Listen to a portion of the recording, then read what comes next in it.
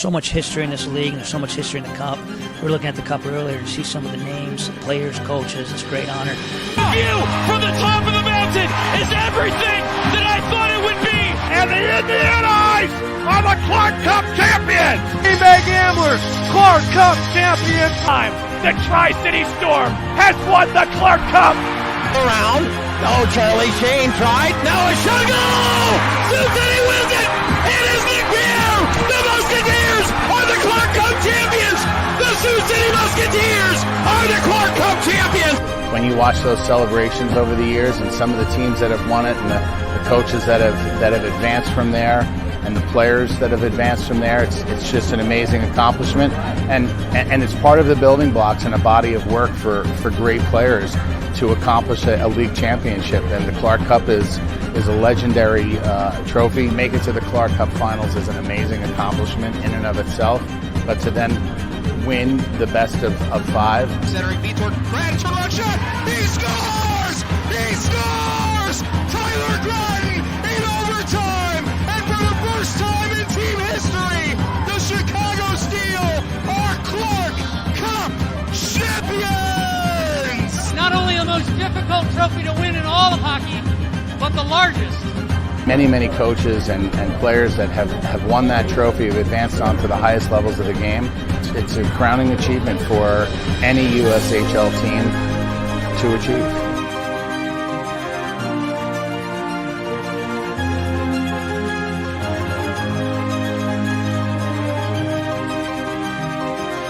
One team will be left standing. One team will hoist the Clark Cup, and one team will etch their names next to the greats that came before them. The road starts here. Welcome, everyone, to the 2024 USHL Phase I Draft Show. I'm Frank Butler, Director of Player Personnel with the USHL. I'm joined here besides Ian Moran, Brian Murphy, and Brendan Collins from Neutral Zone. We have a lot of great stuff on tap for you guys today. First order of business, we have a quick presentation just explaining what kind of the draft process is and what will happen next. I know it's an exciting time for a lot of young players as we kick off the Phase I draft with the 2008 birth years. So leading into that, just a little informational piece about our league and kind of the draft process and what happens next after the draft process.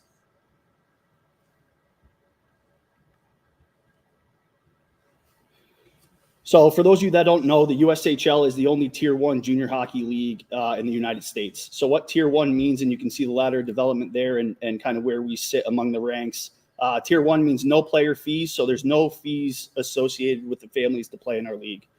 Players get free equipment head to toe. Our sponsors, Bauer, so they get sticks, gloves, helmets, shoulder pads, shin pads, skates, all that good stuff. Food and travel expenses are paid for. And then we are the only league of its kind where, players get to maintain their NCAA eligibility while playing hockey at, one of the highest levels in the world right now.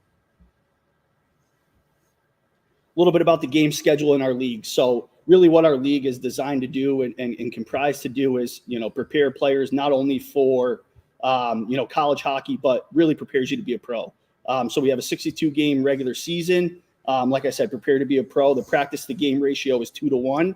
So we're huge in player development, and our belief is the way you get better and the way players develop is through practice and repetition. So we do have a 2-to-1 practice to game ratio, pro style playoff system. So we are entering the Clark Cup final right now, which is going to be a 5-game series between the Fargo Force and the Dubuque Fighting Saints. And then 94% of our games are played on the weekends. So the reason we do play most of these games on the weekends is, to allow the kids to get their schoolwork done during the week. Most of our kids go to school. There's not many brick and mortars around anymore. A lot of them do go to school online. So it allows them the flexibility to not only, get their schoolwork done and be able to maintain their, athletic capabilities in the gym and on the ice. We just put the games during the weekends just so they could get all their schoolwork done and maintain their high grades. A little bit about, kind of our NHL draft numbers and really some college numbers, and we'll probably talk about these all throughout the show. I won't go through every number here, but kind of the two most prevalent ones. Last year, 51 NHL draft picks with USHL ties So in the 2023 NHL draft last year, there was 51 players selected with USHL ties. That's on the left part of your screen there. You can see kind of how we stack up amongst some of the other top tier junior hockey leagues in the world. And we were the leader in those numbers. And then to the farthest right, and this number has probably grown since this graphic was created, but at the time it was 349 Division I college hockey commitments for the 2023-24 season. So that's a huge number. Like we said, what we're comprised to do is get players, prepared to go to college and play college hockey, but also develop NHL draft picks. And, these numbers are kind of just a testament to, the development of our league and the growth of our league. And, something that's really important to us and something we're super proud of. So a little bit, teaching here for the parents and families. So this year's 2024-25 junior hockey eligible players are going to be the 2004 to 2008 birth years. So players anywhere from 16 to 20 years old. The roster is comprised of only 4 players born in 2004 birth year per team. So the reason we implemented that rule years ago is, something that's important to us and what we want is we want, not only college hockey scouts or college hockey coaches in our building, but we want NHL scouts as well. So the way you do that is develop young players, have young players play in our league faster, and get those scouts and college coaches in the building. And then a little bit about the import rule of international players. We will have some international players that are selected probably today and tomorrow. So the import rule is 4 international players per team plus 2 Canadians. So that can be comprised of, 3 international players, 3 Canadians, but you can't exceed 4 international players. You could have 6 Canadians, but you can only have 4 international players max plus 2 Canadians. A little bit about the draft process. So today, May 6, 2024, is the Phase I Futures Draft. So the way it'll work today is it'll be the 2008 birth year only, and that'll go on for 10 rounds. So it should take us probably somewhere around 8 o'clock tonight. And then tomorrow, May 7, 2024, the Phase II Draft. That'll be all junior hockey eligible players from the 2004 to 2008 birth year. And those selections will be made until the roster completion of 45 players per team. A little bit of the affiliate list breakdown and kind of what happens next for some of the kids and players that are selected today. So each team has their full roster along with their affiliate list, so players that they have protected.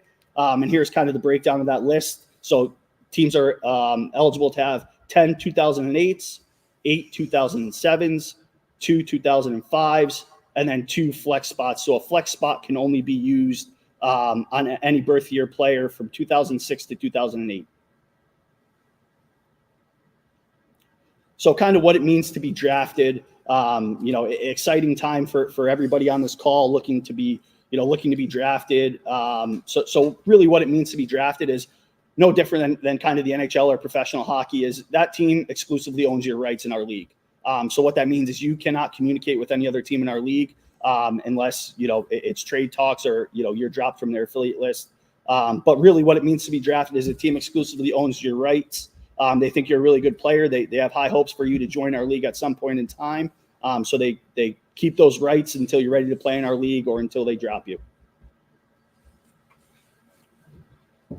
And then kind of what happens next when you're drafted. So a lot of parents and players are probably thinking, I'm a 2008, I'm 15, turning 16, what happens next after I'm drafted? So we kind of go back to that pyramid here in the ladder of development.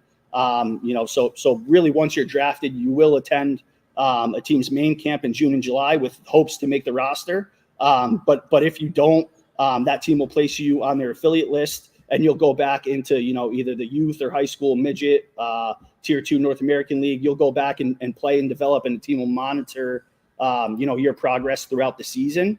And then, as you're on the affiliate list, you will have potential to play affiliate games throughout the season, which is kind of a good way to ease you into the USHL. It's very hard to play in our league.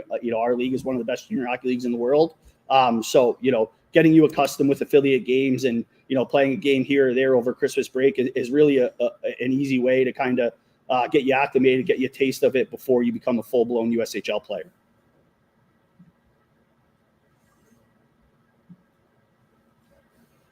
So now that we've completed the portion of the information session and kind of informing the parents and the players what happens next. I'm going to throw it over to the neutral zone guys here, who are great dear friends of mine, and they're going to talk about all the tenders in our league. So really what a tender is it's an agreement between the team, the USHL team in our league and the player and family, committing to play them in 55% of the USHL games next season. So it's basically a team saying, you will play 55% of the games next season for our club. And when you do that, you can't be traded. You can't be dropped. So being a tender is a really big deal. And, these players that were tenders that the neutral zone guys are going to go through right now should be really proud that that's one of the highest honors in our league, to be a tender. So without further ado, I'll toss it over to the neutral zone guys and we can kind of breeze through some of the tenders here.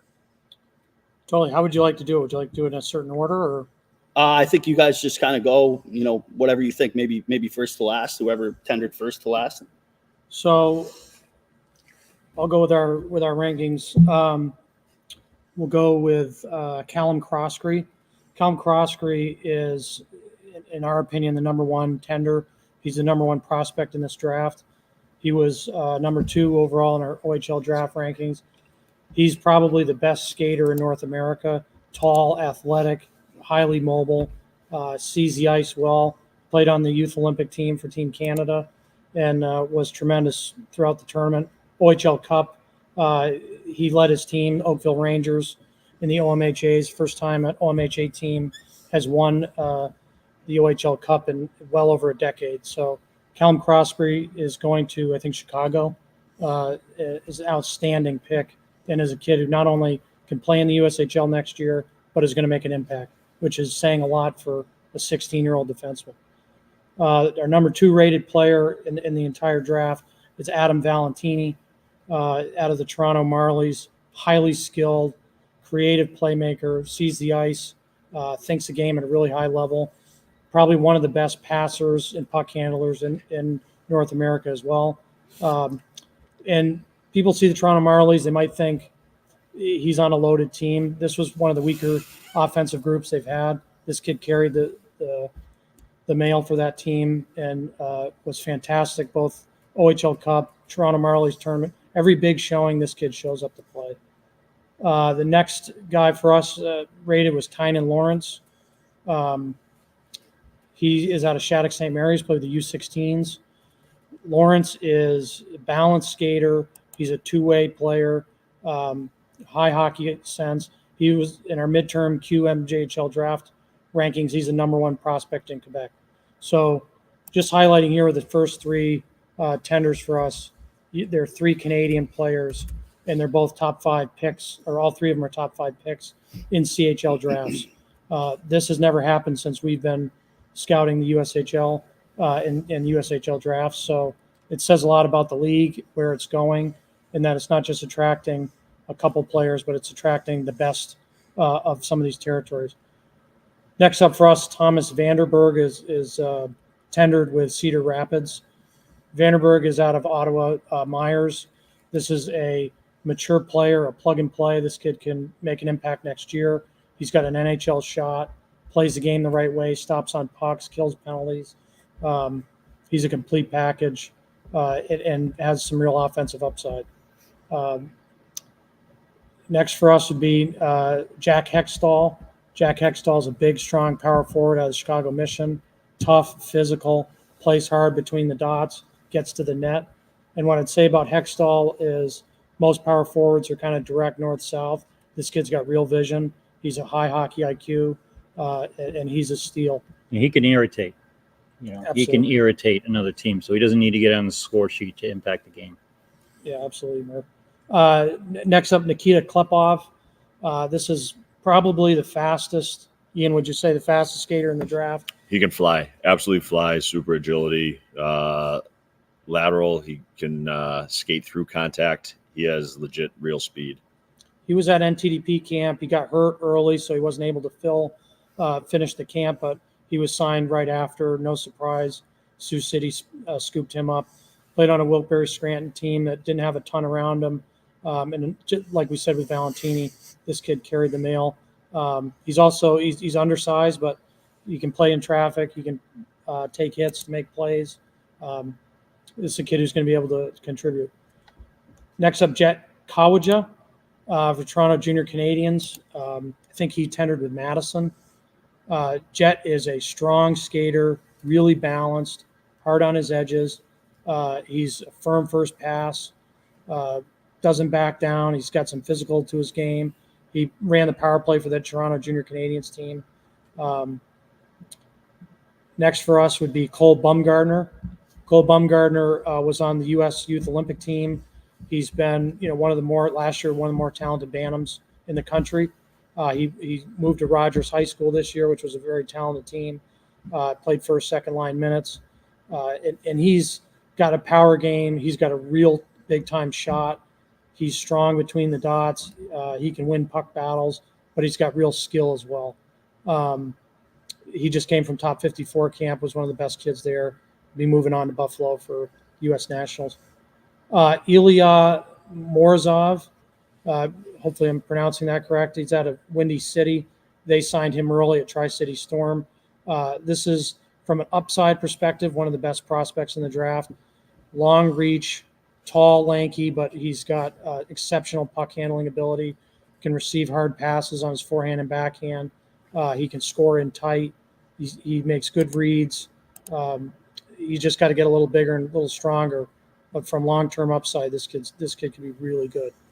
And last but certainly not least, out of Bishop Kearney, Rudolph's Burskallens. This was an early tender, I think, to Muskegon. He's big. He's strong. He can shoot.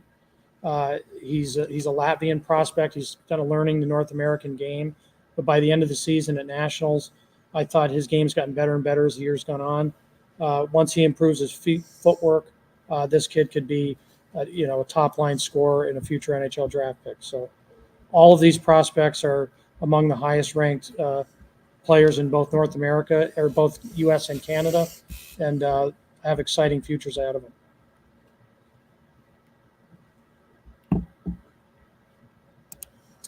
Awesome. All right. Thank you, Brendan. Appreciate it. So the next order of business here, we'll take a quick break, and we're going to bring on the commissioner of the USHL, Glenn Heffernan, and he's going to talk about the state of the league and all the great things and initiatives our league has to offer. I'm Cole Caulfield, and I played college hockey. I'm Adam Fox, and I played college hockey. I'm Jake Gensel, and I played college hockey. I'm Johnny Gaudreau, and I played college hockey.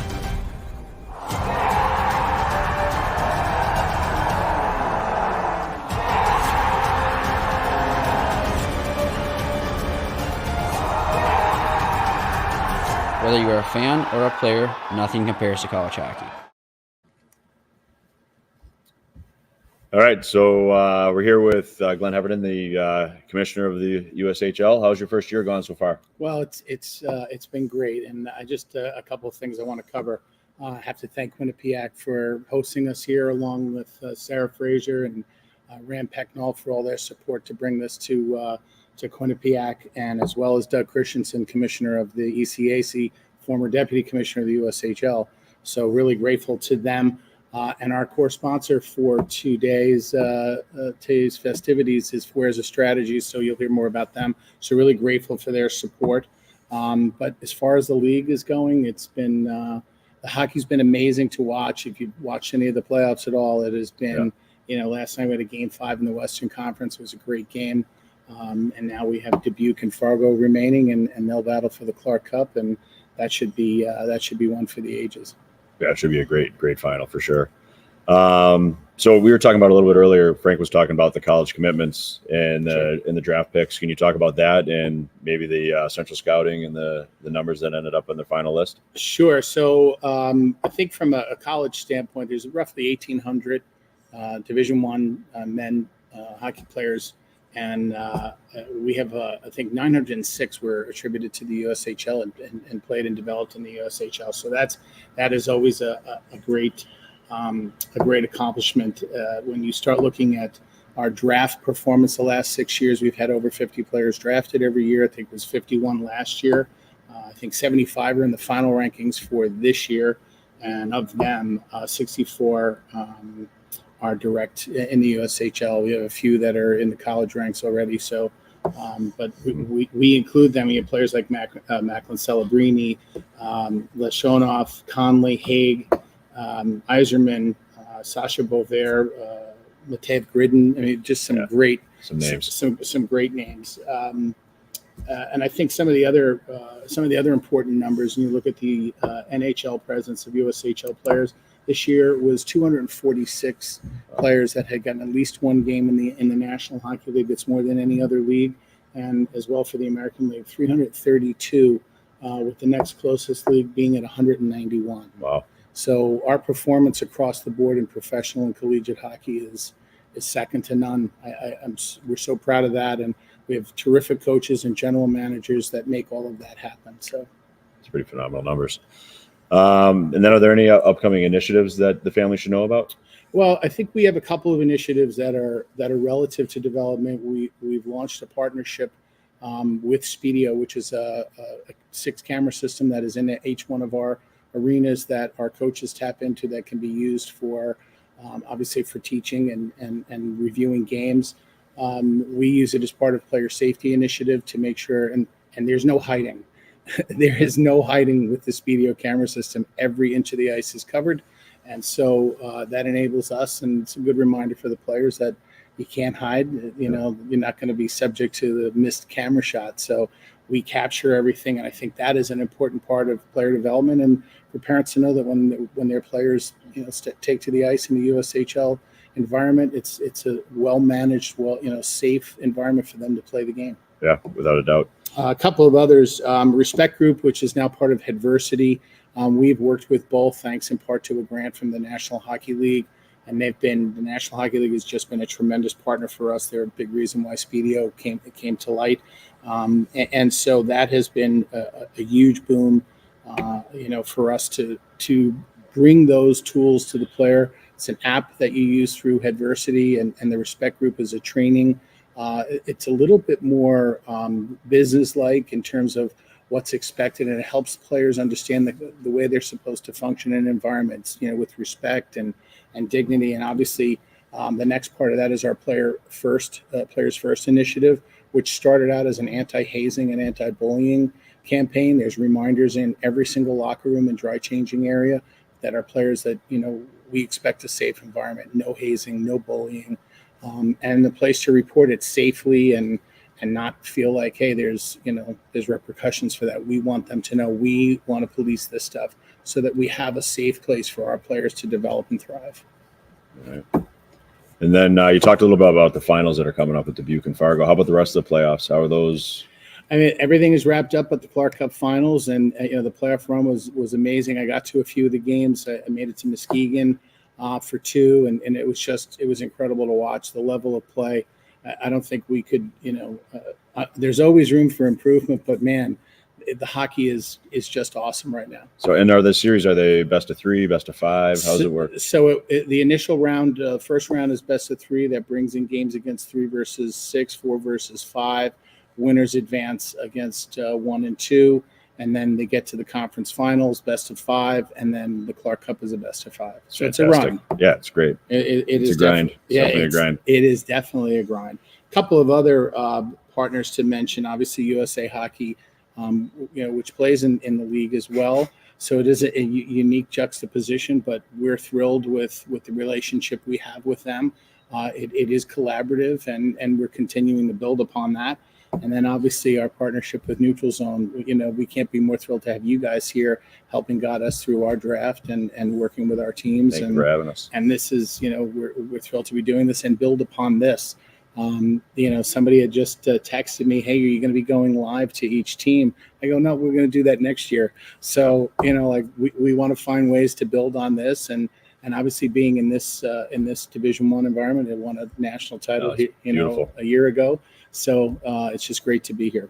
All right. And then, so as far as for next draft, you've got the combines going on. How has that been attended? And how does that work? It's great. Actually, about 25% of the players that will play in the Clark Cup attended a combine. Nice. Which is tremendous. I attended those in Green Bay last week, And, Frank Butler, who heads up those events along with our staff, and Ian Gentile and Sean Morgan and Anthony Veltri, they do a phenomenal job. And I think the overall experience, I had a couple of families come up to me and say, hey, look, we've been to other events, and man, this is so well run and well organized. And it was great. That was my first experience to see it up close and personal.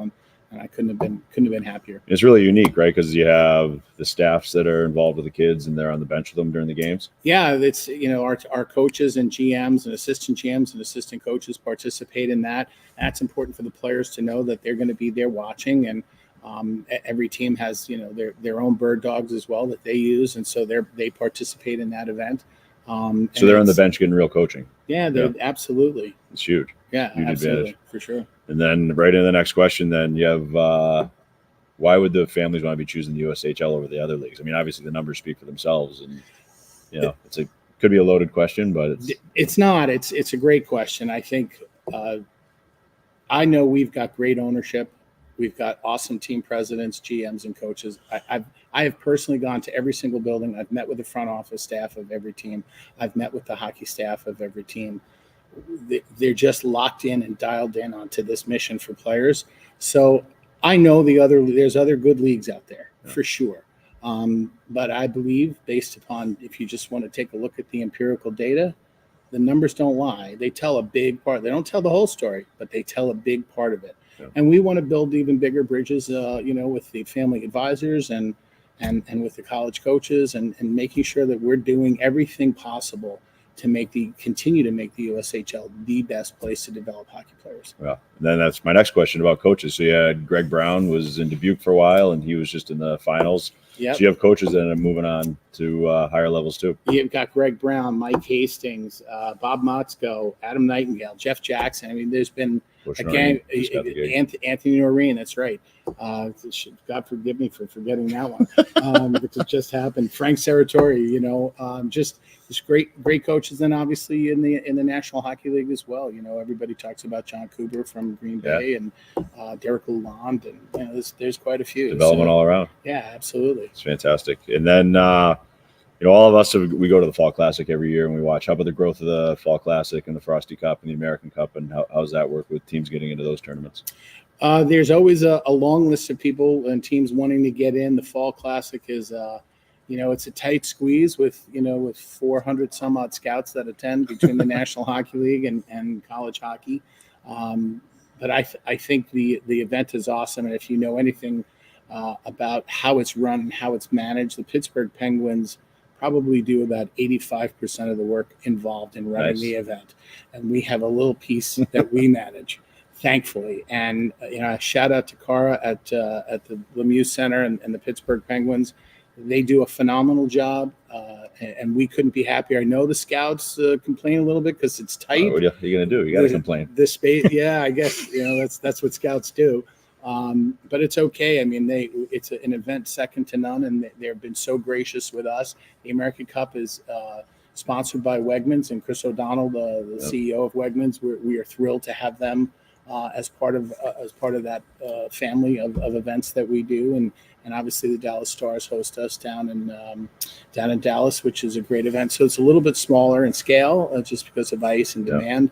But obviously, those are the three big events, and it's, as I said, there's always a long list of teams looking to get in. Yeah, I think it's a huge opportunity for the families that are playing in the Fall Classic to be able to see the USHL games live. You can watch them on TV, but to get there and see them live, and the pace and the physicality and the intensity and everything, I think it's a huge advantage for the families to see it. Years ago, we did an event out on the East Coast called the USHL Atlantic Challenge, and it was done in partnership with a few of the clubs out there. And these were considered preseason games, and I'll never forget this comment. It stayed with me. This was in 2013. P.K. O'Hanley, then coach of Waterloo Blackhawks, said, in a room full of parents and kids, they were talking about how good it was, and PK said, "This is September. If you think we're good now, come watch us in February." And he couldn't be more right about that. It's almost night and day, and hockey is still great in September. Yeah, it's awesome. It's awesome. And then I get asked all the time about billeting. How's the billeting work for the teams and the players? So obviously each team manages their own billeting system, but they have to go through a process that's managed by our league office. We have a service called Privet where we track who all the billet families are. They have to be background checked. They go through Safe Sport. And those are important elements so that families know that we've got trusted host families. And some of these billet families, I've met a few of them as I've traveled to all of the buildings. They've been doing it for years, and they love it. And now their grandkids are coming back and saying, "Oh, mom and grandma and grandpa have a billet kid again." So it's kind of funny, which is great to have that generational experience, and they know what's important to the players and what's important to the team itself, and it just spreads part of the community. Yeah. Then my last question would be as far as travel for the kids. So they're playing. You said 93% of the games are on the of and how's the travel? Obviously, it's bus, but they bus. I think there's most of our teams travel. Some of them have to use sleeper coaches when those trips are a little bit long, but that's okay. It's just part of the experience. It's part of the grind of developing. I think our teams are smart about how they travel and getting on the road and not asking players to play a game after 6-7 hours on a bus. I think that's really valuable and important part of development, so that they're, I know how I feel after a 2-hour flight. So I can only imagine how players feel after a 6-hour bus ride, a 7-hour, 8-hour bus ride. So I think our coaches and GMs do that really smartly to make sure that the players, are properly rested in the day before, they get a dynamic workout and so on. And then I guess last, I have one more for you. Crossover, the two conferences, how often do they play each other? So this is a great question, and I'm not 1,000%. He's trying to catch me, and that's okay. There is crossover schedule. I think this is the first year that's been back. They had done away with it for a while. From what I hear, I think the teams really like it. The fans like seeing different teams. And it may be the reason that our attendance is up this year with many of our teams. Some of the teams, I'll share one that just because I know it off the top of my head, was Green Bay. Last season, they claimed to have had their best year in their 29th year. This year in their 30th, their attendance is up 20%. Wow. Now, there's expenses that are related to that to grow that kind of business, but I think our teams are taking a really smart approach.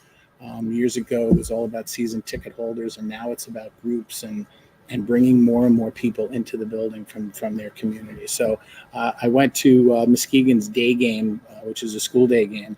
So loud. The loudest. So loud. I've been in buildings with 10,000 people and not as loud. 10,000 adults are not as loud as 2,500 kids. So, kudos. Cool. Yeah. And they're not the only one. I've seen a few of our, I think NTDP's school day game had 3,500. I think it was one of the largest crowds they've had. And I think Chicago had similar results. And obviously I can't forget the Wiener Dog races in Sioux Falls with 11,025 fans attending the game. 11,025. How many dogs?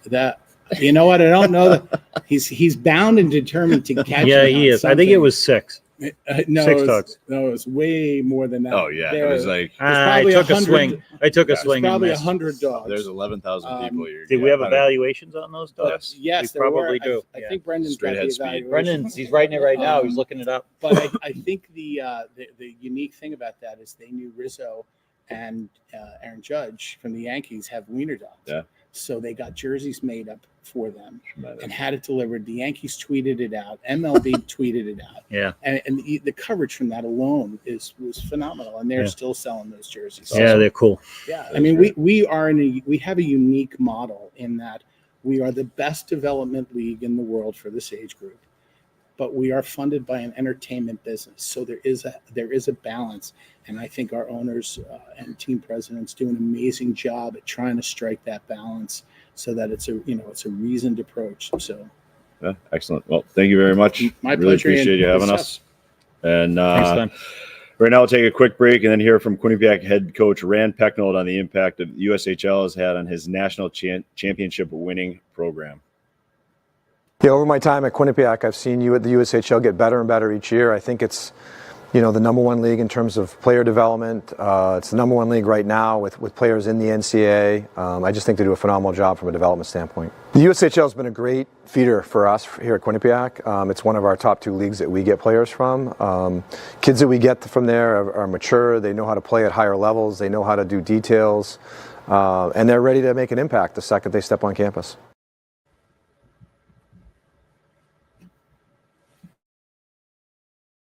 We'd like to take a moment to recognize the contributions of our USHL sponsors and corporate partners. These companies and organizations play an extremely important role in the success of our league, and we are extremely grateful for the relationships the USHL has with these important teammates. The National Hockey League, USA Hockey, Hockey Tech, Neutral Zone, Bauer, K1, The Rink Live, OT Sports, Howie's Hockey Tape, OGP, CCM, Tidal Wave, Warrior, True, Flow Hockey, USHL streaming partner, Gemini Athletics, Casper Sports, Shortside, Flow Hockey, Sports Science Solutions, Athletica Sports Systems, Force Premium Officiating Apparel and Equipment, Sport Testing Inc., Team Apparel, the Pittsburgh Penguins, RinkNet, Speedio, Wegmans American Cup sponsor, and Discover Green Bay.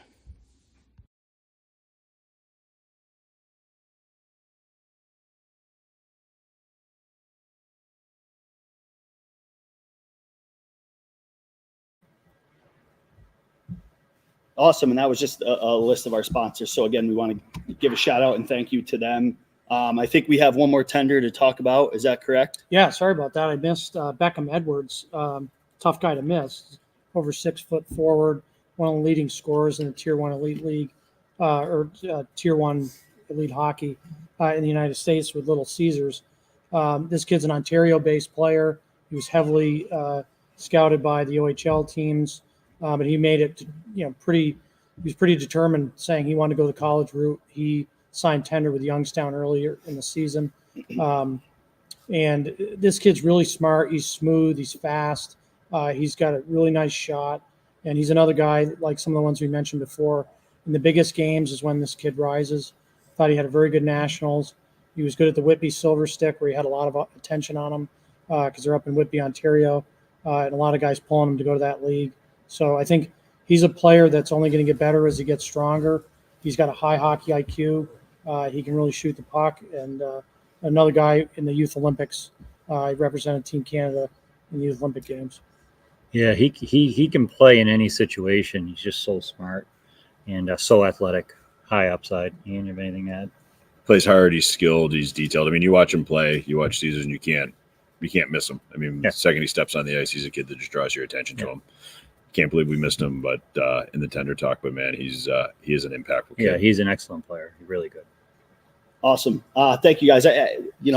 We have a couple minutes here before the first pick gets in around 5 o'clock, and I guess I'll ask you guys, and we can kind of start Brendan and work the way down.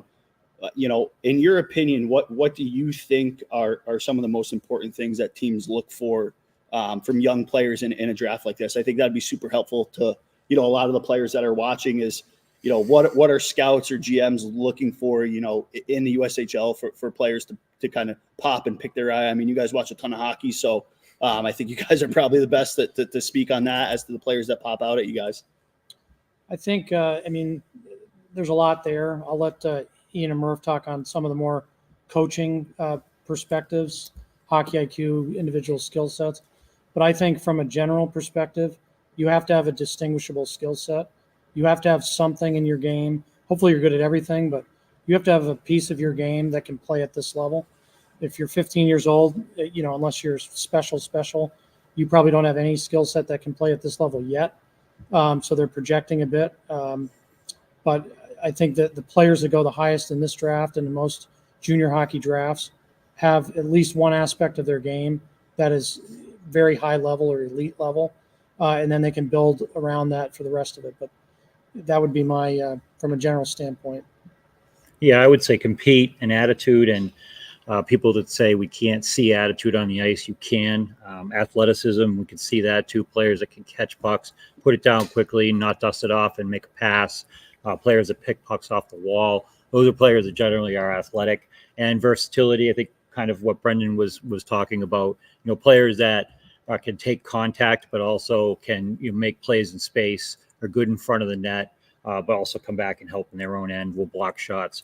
Those are the players that's how winning's done, as Rocky Balboa said. So that's what those are the type of players that we look for among a whole bunch of other things. And I think the great thing about it is beyond the three of us, we've got a huge staff of over 75 scouts that are looking at these players. So we're getting different opinions and perspectives. And even hockey IQ, we may all think of that a little bit differently. But when all is said and done, if we all say this kid's a smart player, he has IQ, the player probably does. Goes to good space without the puck, all those things. So Ian, go ahead. Sorry. For me, it's brains. It all comes down to brains. The tenders will be farther along physically than some of the other draft picks. The kids that Brendan talked about with the tenders, when you watch them play this year, they separated themselves from their peers because they're smart and physically they're ready to compete against older kids. You have to remember, playing in the USHL, you're going to have 20-year-olds, 19-year-olds that are bigger, stronger, faster. So can their brains keep up with it? And then as the draft goes on, I think there's teams that draft for need. Do they need a big defenseman? Do they need an offensive defenseman? Do they need a goal scorer? All of that. And when you're looking at that, again, it's going to come down to brains. Is he a smart player and understands what he is as a player? As they continue and move on in the USHL and into college and beyond, they're going to have to add different elements to their games. Brendan talked about having one, elite skill set that separates yourself, and that could be the difference right now. But as they move on, are they going to be able to add more and more to their skill set? And then, for the kids that are drafted and you maybe won't see them in the USHL for a couple of years, again, it's going to go to brains. And are they going to be able to add the strength, the size? Maybe they're tall and skinny kid. Will they add the weight? Do they have the frame to put the weight on? Maybe they're a small kid who's ultra quick. Again, will he add the power and explosiveness to be able to stand the physical nature of the USHL? I mean, the USHL is very physical. It's very tight. There's not a ton of fighting, but there's a ton of contact in the front, a ton of wall battles. So I think there's a lot of things that go into it. But for me, what separates everybody from the rest is your brain. How do you think? How do you process?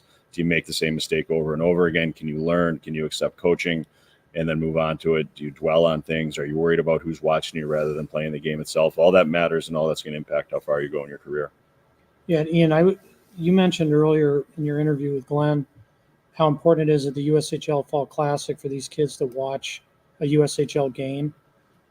I would say that's very important because the game that you're watching in the USHL is very different than the game you're watching at high school, U16, U15, even junior B. It's fast. It's very fast. It's very defensive. It's physical. So some of the toe drag stuff we see and some of the dipsy doodle, some of the perimeter play, it just doesn't. It won't work at that level. So I think one thing that we talk about a lot in our scout meetings is, does his skill set translate? And it's a big part of it for us, translatable skill sets. So I would highly encourage families to watch USHL games, junior hockey games in general, college hockey games, and see what they're doing because it's different than what we see at the midget level. Well, I also think it's important at the Fall Classic and the other tournaments for the parents to see what's out there, because you have a ton of parents that will say, oh, my so-and-so is going to play for, Muskegon next year. And you're thinking, have you ever seen a USHL game? No.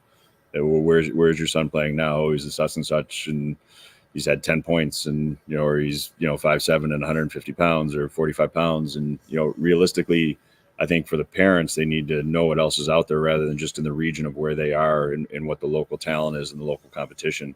I think it's really, really important for them to actually get out and see the games live, because the pace, the physicality is not what they've seen anyplace else. Yeah, and the games are clean. The passes are hard. They're crisp.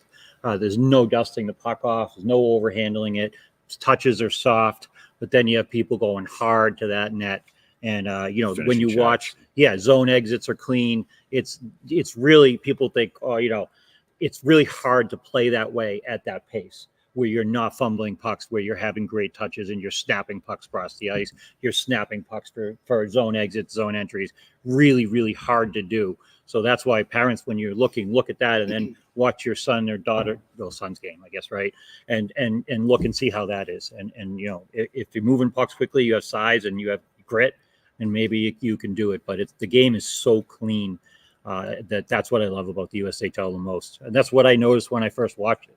Really, was how clean it was. That's my favorite part about the Fall Classic. You go and you get to see the national team there, and there's all these names that you know. And then, you know, the games they go on all day, and you have the parents with the kids that come and watch, and the parents usually come in, you know, up and thinking that little Johnny's going to be playing there next year in a few years. And midway through the first period, they're like, oh. Yeah, we're not here to shatter dreams. We're just trying to, you know, you got to be realistic with it. Truth. You have to have a work ethic, and you have to grind and know that it's very difficult league to play in. I mean, it's producing the players, it's producing the coaches, it's producing for a reason. Right. Perfect. Thank you, guys. So we're about 1 minute here away from the pick. I think we'll kick it over to one, you know, quick ad read from our keynote sponsor, and then we'll be back with the first pick. Fuerza is proud to support the USHL Draft and growth of hockey across the United States. From the first-time players step onto the ice to celebrating careers coaching and officiating, Fuerza is there to capture the moments that matter. Photo, video, live event production, their team of creative professionals has your communications and public relations projects covered. For more information, check them out on social media at Fuerza-Strategy.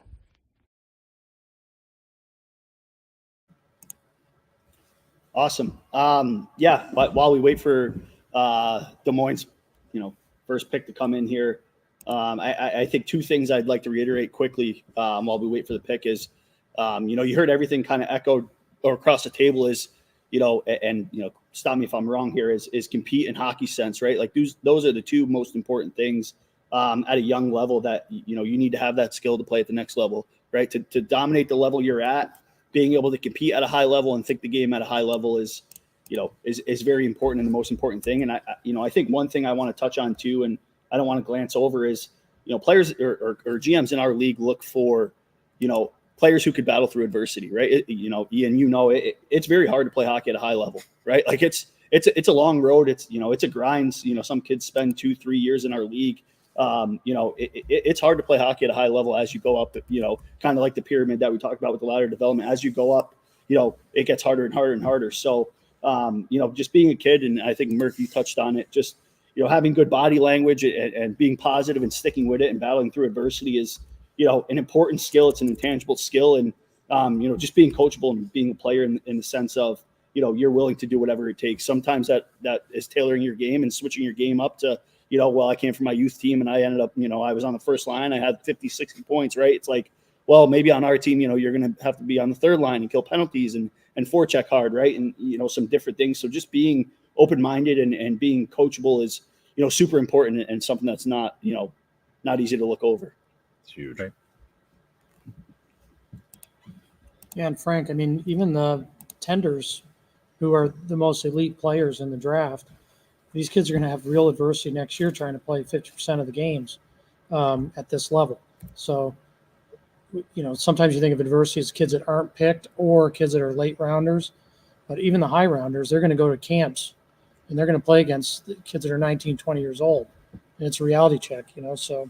Absolutely, for sure. And I think me and Ian were talking before the show. I think I broke the scoop to the first pick. So if you guys want to tee it up for the first pick and kind of talk, it's in. Yeah, picks in. Yeah, Des Moines takes Blake Zielinski. He's a player that I've seen for a few years. The first time I saw him play was actually at the Bruins practice rink, Warrior, and his team was down. It was either 2-1 or 3-2 with about 45 seconds left, and he ended up scoring a game winner or the game tire and the game winner in the remaining time. He's a strong kid. He's competitive. He's direct. He brings the puck to the net. He's got a very good release. He's very competitive. He stayed in Philly and played for Philly. Played in a team that, you know, he didn't move to play for a super team when he was really young. Went to the Avs this past year. He is a strong, direct, physically. He's ready. I have no doubt he's going to go to Des Moines camp and he's going to challenge a 20-year-old and probably knock him on the butt. He plays hard. He plays heavy. He plays exactly how I'd expect Des Moines to play. 100%. Like you said, he's a player that can take the game over himself. 100%. Right? Yeah.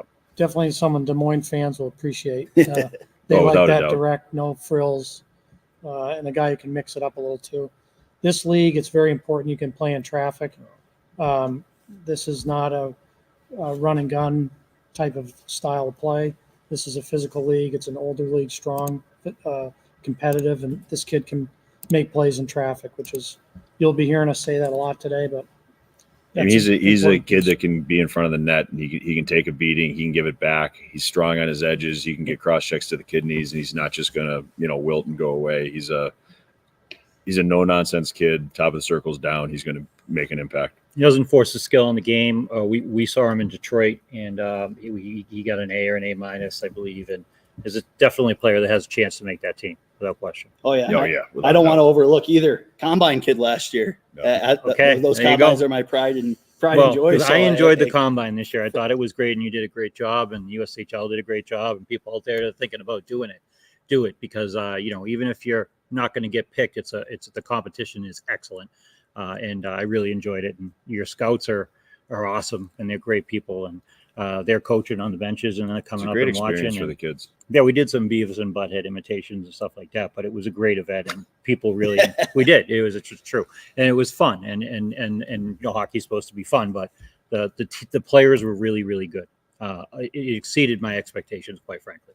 And kind of what I always talk about with them is it's just Ian, you touched on it. It's just a good experience for the kids, right? Like, oh, it's great. You travel to one centralized location and you get to play with players from all over the country. So I think we got our second pick in. I got you teed up and ready to go. You got it. Igor Shilov, Russian kid. He can score. He can skate. He's skilled. He can dish it. Inside scoop, he is heading to play for the Long Island Gulls next year. U16, they do an unbelievable job preparing their kids for junior and beyond. They're very detailed, organized.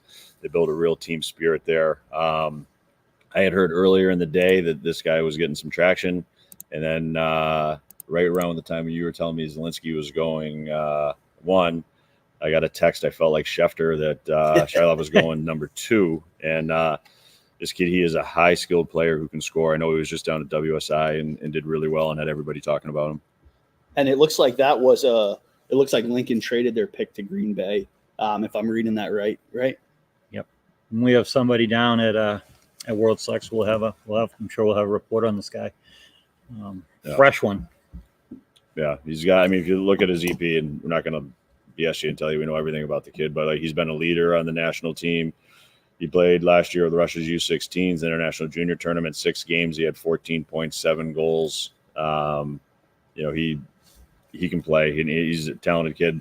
I heard a stat that he just had ridiculous goal numbers down at WSI. It seems totally outlandish, but somebody said he had 31 goals, and just you're putting up that down there.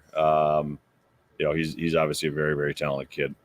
For sure. And what I wonder from you guys is, do we think that's a little bit early for an import to be taken, or do we think these, from what we've seen in the past, that's kind of status quo? I've only been around the league for 3 years. I can't remember who the first import was in this draft, but going second overall. I mean, style of play is the Green Bay suits what he's going to play, and they had very good luck with what's his name, Lashanov or whatever. Yeah, Lashanov was there. He came in, so they probably have a good basis for an Eastern European to come in and feel like home. They probably have a village set up already for him, ready to be there. Could be an easy transition for him. Obviously, Green Bay probably heard that somebody else was going to take him a couple picks later and jumped on it. But I'm not surprised that Green Bay took him the same way. I'm not surprised that Des Moines took Zelensky just by the style of play that the organizations play. And every organization has a different style, a different template, different mentality. And to me, from what I've heard about the Shilov, is he's gonna fit in pretty well there.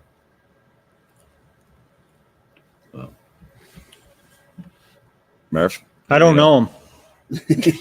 I don't know him, but I think no risk, no reward. So obviously they have information on him. They were talking about Leshnov, USHL, the Green Bay guys, and how they were kind of bummed that he went to Michigan State. They thought they were going to have him for another year. And if you saw what he did at the college level, oh boy, is he a talented player. And so I think they have their pulse on the Russians. And you're right. I'm sure they have a system in place to get this kid to it's a tough transition when the Europeans come over. Eastern European, it's even harder. I know playing professionally that when the young Russian kids come over, it's a big adjustment. It's not just hockey. There's a lot more to it than that. And this is a great spot for him with Sure. Yeah. And like you said, Ian, you got that scoop that he's going to play for the Long Island Gulls next year. Very good, program, in the States. And looks like we had a couple picks come in here. So if you guys want to fire away, Sioux Falls got their pick. Waterloo's got their pick. So go ahead, Brendan. Sioux Falls takes Noah Kozik here. Third kid picked today. He was our number 3 ranked prospect in the draft. It sometimes gets overlooked because he's only, 5'5". This kid played U18 hockey this year against older competition. We saw him a lot in CSSHL competition. He's one of the smartest, most high-skilled players in this draft class. He's got exceptional quickness. He's elusive, dynamic, one-on-one skill. He makes other guys better around him. He's committed to Michigan. He's one of the only 2008s, might be the only 2008 who's NCAA committed. But a high skill guy, and he has proven himself at the U18 level in a very physical league. U18 in Western Canada is no joke. So this is a big get for Sioux Falls. They obviously have done their homework on him, and an excellent selection. Next up for Waterloo, and Ian talked a lot about fit earlier. Talk about a perfect fit. Noah Davidson to Waterloo. They play hard, heavy, and physical. That's what Noah Davidson is. North-south power forward. Was at NTDP camp, was one of the more physically imposing power forwards there.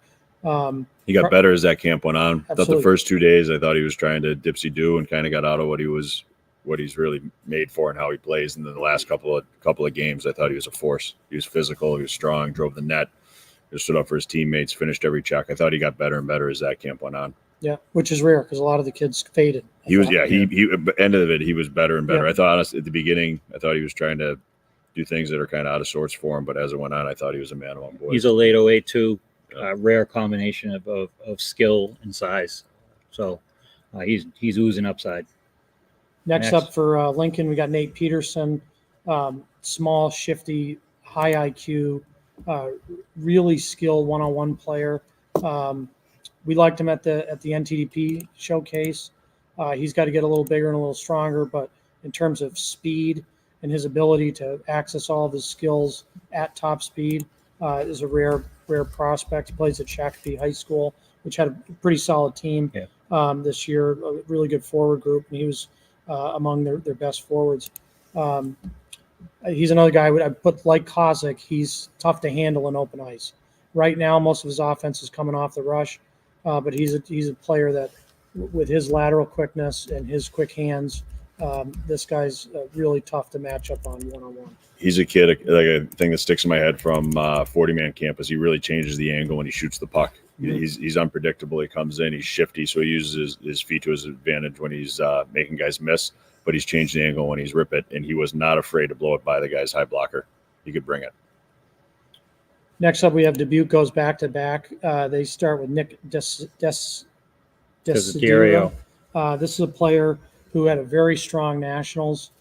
They actually go back-to-back here. They're taking 2 kids that are going to be A's in our U15 national report. This kid's athletic. He's got good size and strength. He can protect pucks.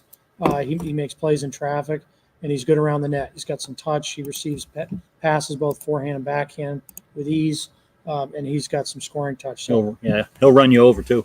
Yeah. He'll run you right over. He's got a two-way game. Ian, we talked about him a bit at Nationals. Yeah, he does. He scores and passes. He sets it up. He plays hard. He goes to the slot. He was very, very good at Nationals. Is his brother there? Yeah, I believe he is. Yep. Right? Yep. So they know the family, and that matters. So. Next up, Dubuque goes again with Xavier Lieb out of Pittsburgh Penn's Elite. This kid's an intriguing player. Ian, we were talking about him this morning. Yep. We said we wouldn't be surprised if this kid got into the first round because he might not have the flash of some of the guys that are above him, but in terms of a complete player, a mature player, there's very little in this kid's game that's going to have to change to play at the junior hockey level. He blocks shots. He takes away time and space in his D zone.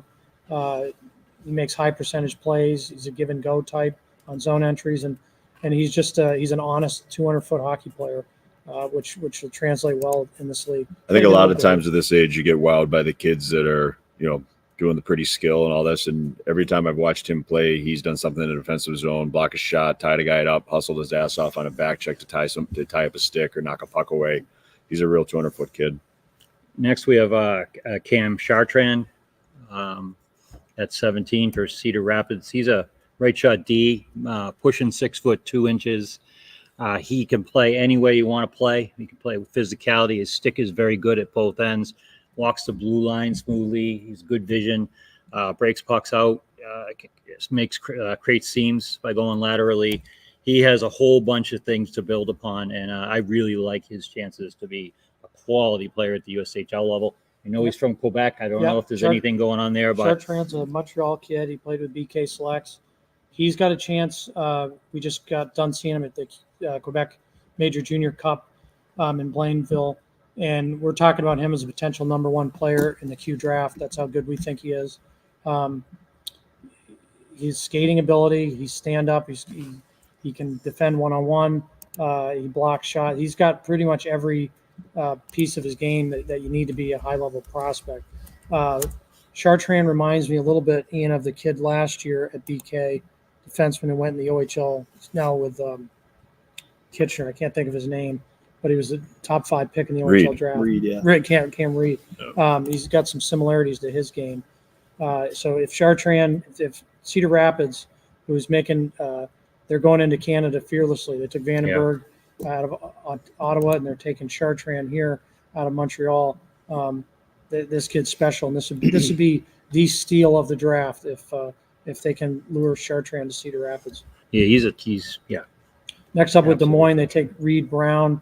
Reed Brown is a kid who flashed in his Bantam year playing with OHA Colorado. We first saw him at the John Reed Memorial Tournament out in Edmonton. Saw him in the beginning of the year, thought he might have taken a little bit of a step back. But, boy, by the middle of the season, he was his old self. And I thought at Nationals, U15 Nationals, he was one of the best players in the whole tournament. So this is a kid who's really, as Frank said, overcoming adversity. This is a kid who's really playing into his game now. He's got tremendous strength, lower body strength. He's a balanced skater.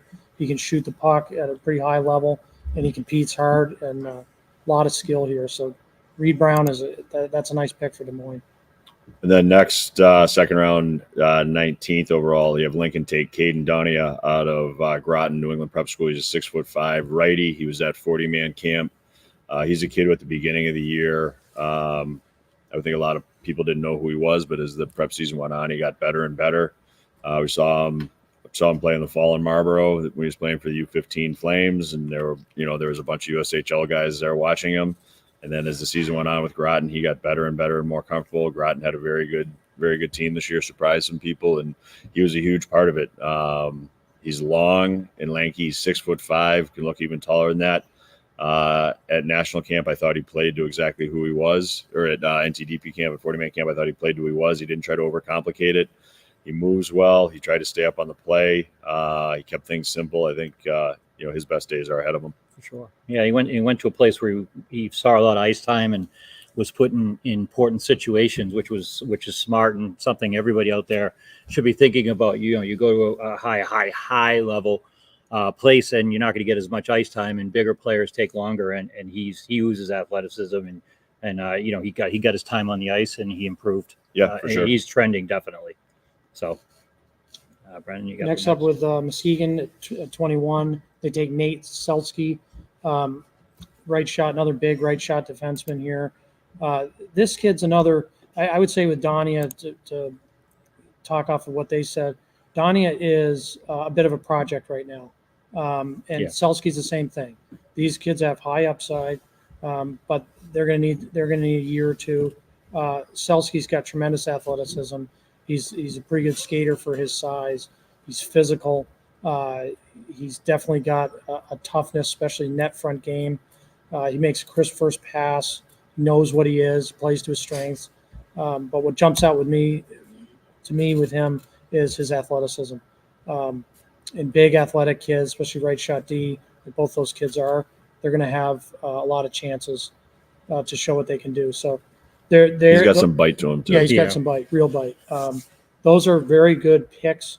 We had Donnie a little lower on our list, but not because we don't see the upside. I think the upside's tremendous. He's a bit of a project right now. Right. Selsky's more polished than he is, but Selsky's still a project.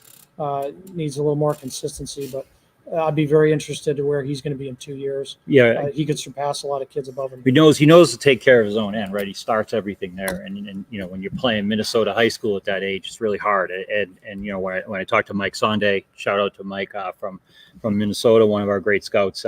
He said that he played a smart game, and like you said, he knows what he is. Mm-hmm. He didn't try to do too much. He's really solid in his own end, and you don't want to be at the net front when he's out there because he's going to take care of you. So. Tri-City takes Levi Harper here in the second round. Levi Harper's a really polished skating defenseman, highly mobile in all directions. He's not overly physical. He's still a bit undersized at this point, but he takes away time and space. Tremendous gap control. He's quick to close, and he moves pucks. He doesn't take a lot of high risks. He's not a riverboat gambler back there. He makes high percentage plays, and I think that's a smart pick for Tri-City, especially the way they play. You could, if you want to make a parallel, you might say Strathman as a player they tendered a couple of years ago, who's that style of player, an undersized D that can really move pucks and can really skate. That would be Harper. He's a late birthday too. Yep. And I think he's new to playing D. I think he's only played D for a couple of years, but body position wise and his feet are excellent. Plays a tight gap, pinches guys off. I thought at Nationals when we were in Fargo, I thought he was excellent for Shattuck. Next up for Waterloo, they take Nick Bogus. This is a good-sized defenseman. He's athletic, mobile. He can jump up and join the rush. Our most recent viewing of him was at OHL Cup. He played on that TPH team because Oakland this year wasn't as strong as they usually are. But he was one of the best D on a very talented D core. All 6 of those D on that TPH team are probably going to get drafted today. Many were drafted in the OHL draft. But yeah, this kid's strong. He's competitive. He moves pucks. He can shoot it from the point. And a tough guy to play against. He's a clean game too. We just talked about the USHL being clean. His touches, his passes, his play keeps people in front of him. That's what he excels at right now, and that's a good place to start. Next up for Madison, Christopher Baird Gajdos. I love this kid. Yeah, this is a player who's very mature. He has a junior style hockey right now. He was good in the beginning of the year. He was even better in the middle of the year. And by nationals, Ian had him as one of the top defensemen in the country. And was very confused as to why he wasn't at the NTDP 40-man camp. He'll play at Salisbury School next year in New England. He's a New York kid. What's your thoughts on his game? Just like you just said, as the year went on, he got better and better. And I thought when we got to nationals, he was one of the best, if not the best defenseman there. He impacted the game at both ends. He was strong. He was tough. He cleared shooting lanes. He shut down the cycle on his end, not by guessing and going out of his way to be physical, but by reading the play and then letting it come to him and pinning the guy to the wall or having an active stick. His passes were hard. They landed, if they were sauce, they landed flat, and then he moved his feet and jumped up into the rush. Thought he moved the puck well in the offensive zone. He walked the blue line really well. I mean, honestly, as that tournament went on, I couldn't say enough good things about him. You heard me. I said it nonstop. So, I mean, Brendan loves diners, and we went to diners every night, and we talked about this kid every night we were there. Brendan likes those birthday cake pancakes. Yeah. He does. It's unbelievable. You love those. I love them too, but I'm a big fan. I don't get a shit. We didn't have breakfast today at all, so living on bars. We've got the next pick. It looks like Quebec guy, which Sioux I don't City, know. Maddox Dejanay. This is a kid. This kid's a hockey player. It's a term we literally talked about it. Oh, we talked about 2 him hours this ago. morning. Yeah, I remember now. Talked about him this morning. Thought he might be a first rounder. He's certainly got the talent to be. He's an interesting player because he played for Quinty this year, and then but he's a Quebec kid. So we had him in our OHL draft list. We had him as a first, second rounder in the midterm. Then we find out he's Quebec property. He did not go to the Q Cup, and instead looks like he's going to come USHL, come south. This kid's a hockey player. He's mature. He's physical. He battles to win pucks. He plays the game the right way, stops on pucks, goes hard to the net. This is a player who I know Hockey Canada thinks very highly of him. I think he's going to be in the mix with some of their teams going forward. This would be a tremendous pick by Sioux City if they can get him, and a perfect complement to their tender Klepov, because they play a very complementary style hockey. Klepov's got the speed and the skill. He can play on the outside. Desjardins can play up the middle. He's a true 200-foot centerman. So that'd be a tremendous pick if he goes to. What's the risk of him? He doesn't want to go to Quebec. I don't know. League, right? I'm not sure on that I don't one. know, but, right? From what we're hearing, he's southbound. So. Yep, southbound. I like that. It's a song, isn't it? No, I don't know. Is it a fast car song? No, it's not fast cars. Car. No. Fast enough so we could do it. No. Okay, I'll stop now. That's Tracy Chapman. Tracy Chapman. You know where she went to school? Rodden? Tufts. Oh, okay. Tufts University. Classmate? She was not a classmate of mine, no. She looks better than I do, and she's a lot older. That's all I'll say. So waiting on Green Bay here, right? Yep, we got Green Bay on the clock here, waiting for them to get. A whole bunch of stuff just we loaded. just had some come in here. Whoa, Yep, here we so go. they got their pick. Okay, so next up is Green Bay. They take Cody Sokol. This is a Michigan kid who moved early in the season over to the Long Island Gulls. He was tremendous at nationals. Saw him at BK Selects tournament. I thought he was, him or Doobie were their two best forwards.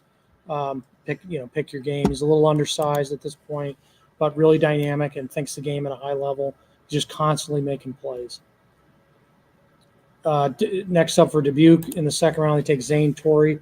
Zane Torrey is interesting. He went to Youth Olympic Games and Team USA. We figured he was a shoo-in for the national team just because of how well he played in that tournament.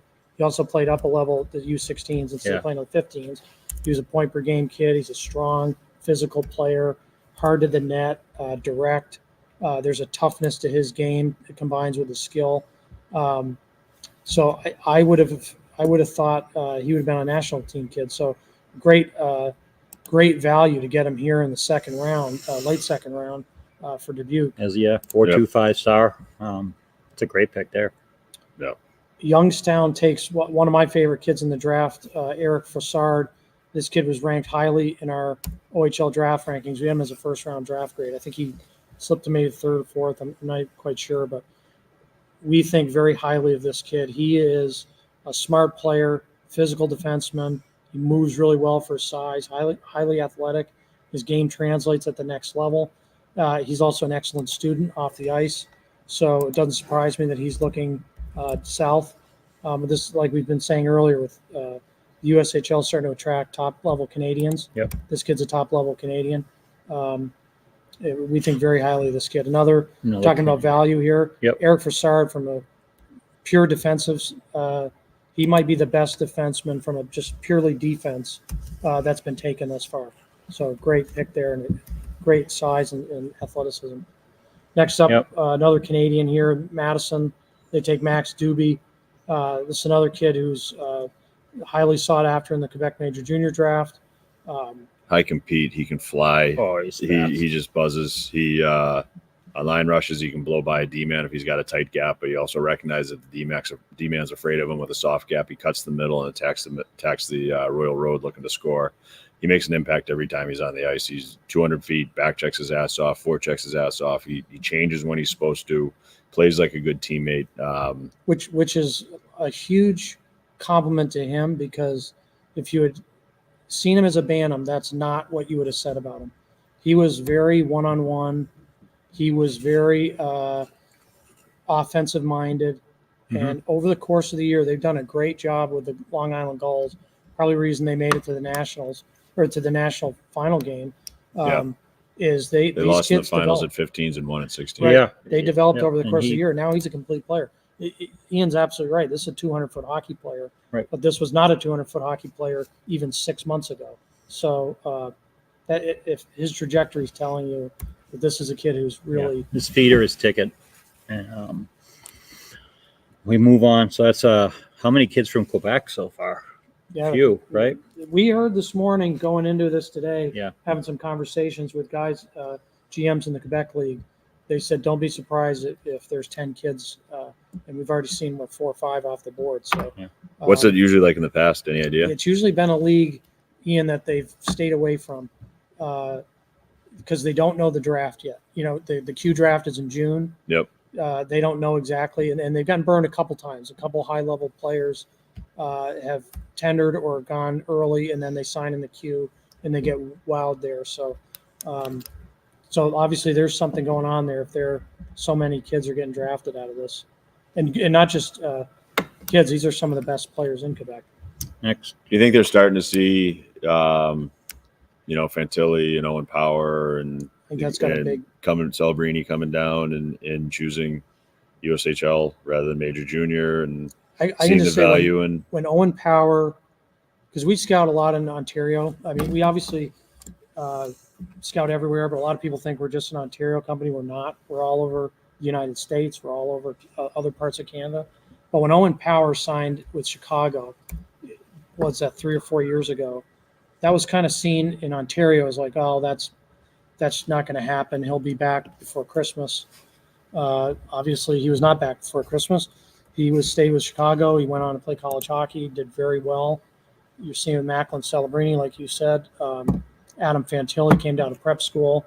People rolled their eyes at that, and then he ends up having a tremendous career at Michigan and in the USHL. So, yeah, you might. I don't know the answer, but my guess would be, yeah, they obviously know those players. They're following those players. And next, David Bosco. Congratulations, David. He lives in the same town as I do. Went to the same high school as Ian and I, Belmont Hill. The Sextons, I didn't know Belmont Hill had a nickname, but apparently they do now. We were talking about him this morning. He can score. He could flat out score. I like that they list him as a wing because what did you say? He's a winger. He's a winger, right? And maybe even on his offside. Actually, what I say is I would put him on the off wing and have him feed one-timers because he's the kind of kid that arrives to the scoring area right when the puck is getting there. He does a great job hitting the net. He shoots the puck for rebounds. He's starting to pass the puck like a man, which is a huge thing. I know David very well because he's skated in the neutral zone spring league we've had for a couple of years. He's gotten better and better. He accepts coaching really well. You can give it to him. You can get pissed at him. He never rolls his eyes. He just wants to get better. He really, when I talk about brains, he's a kid where brains, he arrives to the slot when the puck is going to get there, when no one else is around, and he's got time and space. The first 2 days at 40-man camp, or first 2 games, I think he had more shots than anyone else. I think he had 8 or 9 shots in the first game. Second game, he scored on a beautiful breakaway where he read the pass and he took off. He pushed the pace, went 5-hole, back, forehand, backhand, 5-hole. David's a good pick here for Cedar. He really is. He's bigger than 5'9", too. He's grown. It hasn't been updated. I think he's probably closer to and he's a tough 5'11". Kid. Yeah, he's tougher a good athlete. He's a great athlete. He's tougher than the other Winchester guy for sure. Who are you talking about? You. Oh, there's a couple other guys I thought maybe we were talking about. David has a unique ability to get pucks on the cage with traffic in front, with screens in front. It's remarkable, quite honestly, and you can't teach that. And he gets to scoring spots all the time. So this is a really good pick. He's a goal scorer and ton of upside for David Bosco. Yeah, he's a great kid too. Great kid, great family. Gonna keep going. No, I just, his mother was my daughter's soccer coach. Yeah. And she was wonderful. My daughter's doing great. And so. His older brother's in the PHL. Older brother, yes, I forgot. He was a PHL superstar. He was. And he's at Wesleyan College now, and that's an awesome spot for him. He's an offensive defenseman. From the Sextons, apparently. The Sextons. They were the Sextons while we were there. No, they weren't. Nobody told me we were the Sextons.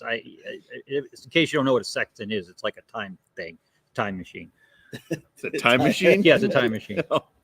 No, it's a thing that tells the time from the sun, right? It's for a ship, isn't it? The sundial. It's a time machine. It's a time machine. Mr. Martin, what is it? Where are you? Where are you, Belmont Hill guys? But he's in a great place, and they have one of the best coaches in prep hockey at Belmont Hill. I want to go back in time and not sit next to you in homeroom freshman year. It was alphabetical, man. You could Miranda Murphy couldn't help it. And then Nanine, shout out to Garrett Nanine too. Love him. He should be taken here soon. Garrett, he could still play. There's no question. He really could. But we're waiting for results to kind of. Yeah, who do we have? Des Moines on the spinning. Clock here yeah. Waiting for the next picks. Anyone stand out, Brendan, for you? No, I think so far. The one you talked about this morning was Dagenet. Yeah, Dagenet was. Yeah. Actually, a lot of the guys we talked about this morning. Yeah. Reed, Yeah. we talked about Dagenet, that were just kind of intriguing to us. I love the Fassard pick. That might be my favorite in terms of. I think that's my favorite too. And kudos to Youngstown. Looking at some of Hextall, all these teams do a great job. They've got really talented staffs. Yes. It's hard to get a job in this league. So, but They work very hard. They're everywhere. They're detailed, organized. If I look at what Youngstown's got right now with Hextall, who I think is one of the best forwards in the United States, for me, he's a top 6 guy in the national team. Then you look at their Beckham Edwards, would have been a top 5 pick in the OHL draft, and now they get Fassard. I mean, those are 3 big-time hockey players. Yes. So far, obviously, every team so far is doing really well. That's all the early picks.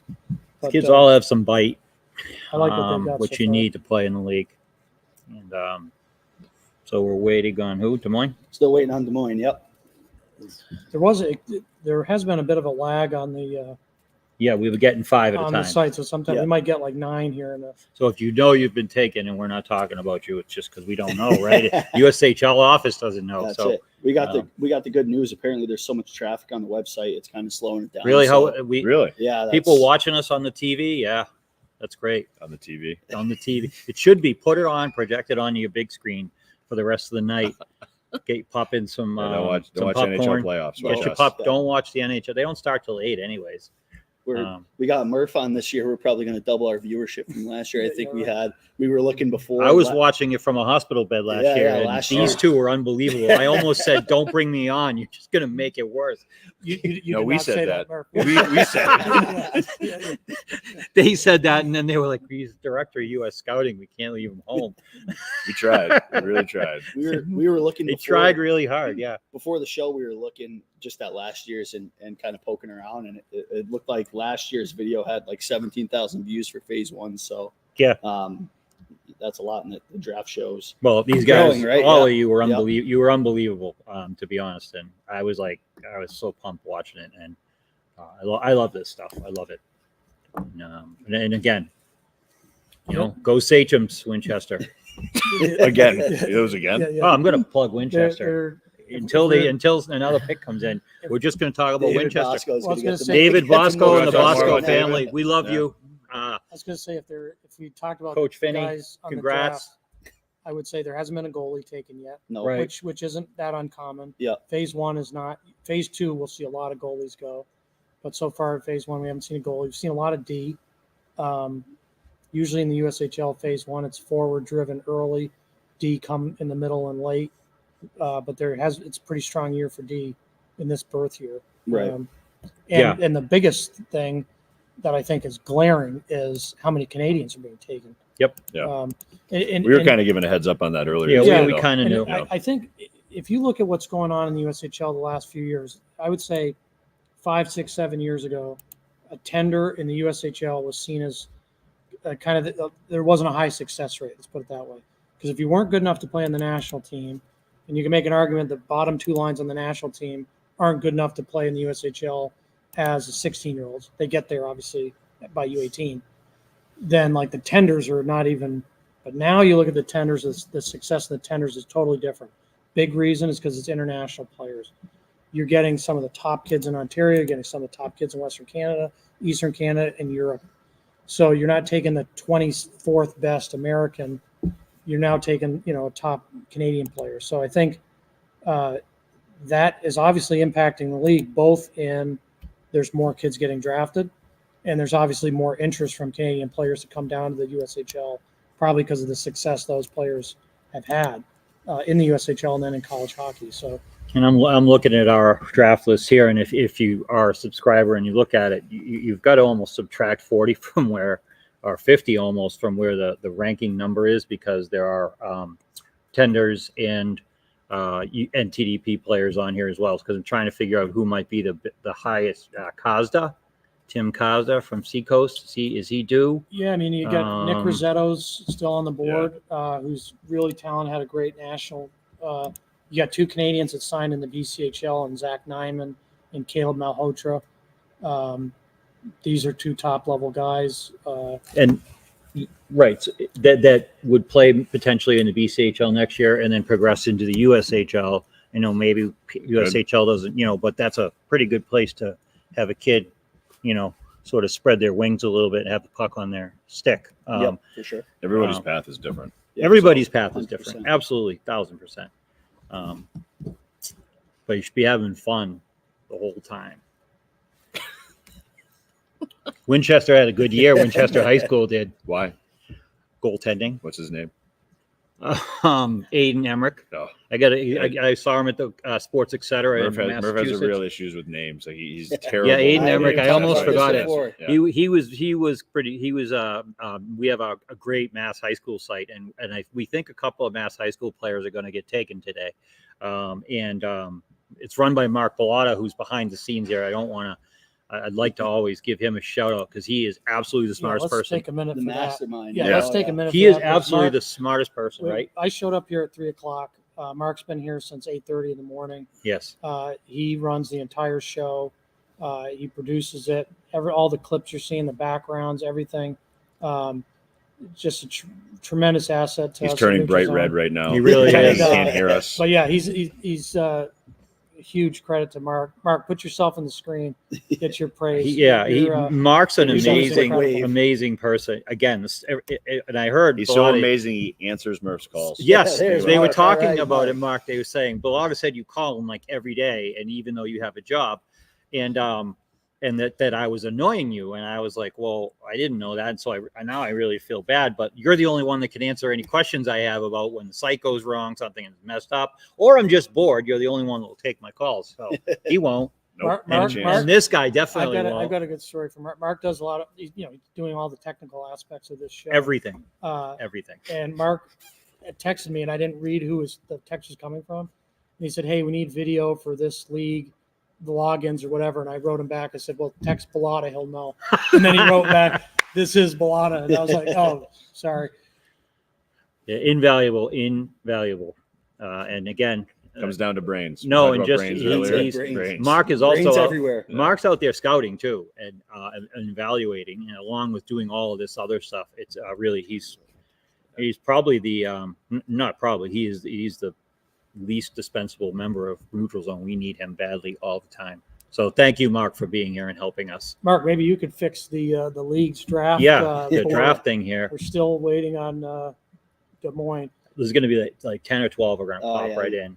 That's okay. Yeah, that's okay. We're not going anywhere. No, looking back here, like Brendan said, the Chartrand pick is I think I love that pick. Desiderio, these Jersey kids, they're always going to be tough. I like he's got wheels. Noah Davidson, who's playing up, for Shattuck. That's a hard thing to do. He's a real solid player, and at this age, sometimes kids, as bantams are really good, and then they go through a tunnel where they're not quite maybe as great, and generally talent ends up coming out the other side and being excellent. We don't see any of those yet because all of these players right here have been playing great all year, but maybe tomorrow or later in the draft, we'll see those guys that have shown a lot of ability early and then kind of tail off a little bit. So development is never a straight path. It should be going upward at all times, but you're always going to have dips, and players that are out there should know, don't get frustrated with yourself. Just keep working. It will work out. And there's a lot of hills in Winchester too. Rollerblade and stuff like that. So just like the USHL is like, please put the next picks up. All right, so I got a text here if you guys want me to read them while our sites are yes. Go for it. Our sites are down. You guys can start talking about some Fire 'em players. away. So Des Moines took Braden Thompson. Okay. Braden Thompson, defenseman out of Sioux Falls. This kid's a really mobile defenseman, smart, undersized, reads the play well, can attack up ice. I like that he's got some aggressiveness to his game. Played up with the 16s this year, so played at an older level. Yep. But I like players like this that aren't afraid to try to make plays. Does have some turnovers. That's probably why he's in the third round, not the first or second. He's got talent to be a first, second. He's going to have to learn to manage the puck a little better, but this is a player who could run a power play in the USHL. Played at Minnetonka for a little while, right, as a bantam? Yeah. I didn't know that. Yeah, he did. He didn't, but he's listed as being from Manitoba. Yeah. So must have gone down to Minnesota and played a little bit because we had him at Blue Ox, or I remember him from Blue Ox 2 years ago. Next, you have Connor Schubert. Oh, okay. Speaking of Blue That's Ox, I Bantam AA in Minnesota. I cover the Blue Ox every year. I love that tournament. Shout out to the group that runs that. Schubert, the first day I walk in, he scored 6 or 7 goals. He had about 10 points in the first day, and he's 6'3" could really fly and can shoot a puck like a pro. He was a player that I was hoping people would realize and find, because certainly as I was watching him, I'm like, this kid is the real deal. He's going to be an excellent player down the road. He's got the frame to add strength, and he was again, the Bantam AA in Minnesota. For those of you that don't know, is really good hockey, and equal to a lot of high school programs in other states. So he was one of the 2 or 3 best players at the event this year. And that pick was Youngstown, and then next up we had Chicago. So Chicago took Timothy Kozda from Seacoast. Huge fan of Kozda. Yep. Huge fan. Plays real hockey. Those guys at Spa, they're very well coached. They're very detailed. They're fun to coach against. They had a great year this year. They had a great year. They did really well. Kozda's I would say he's their leader. He's not the most flashy kid, but he does everything really well. He competes hard. He's got really, I mean, you say about kids, but he's got great hand-eye coordination. Not only if there's a point shot, he can tip it and get a stick on it, but when he's back checking, someone tries to go an aerial pass, he knocks it down cleanly. It can bring it back the other way. He's long. He still looks very lean. He's still developing some lower body strength. But as far as like hockey sense and compete and knowing where to go and winning battles while he's there, Kozda's great. This is a great pick. I'm a huge fan of this kid.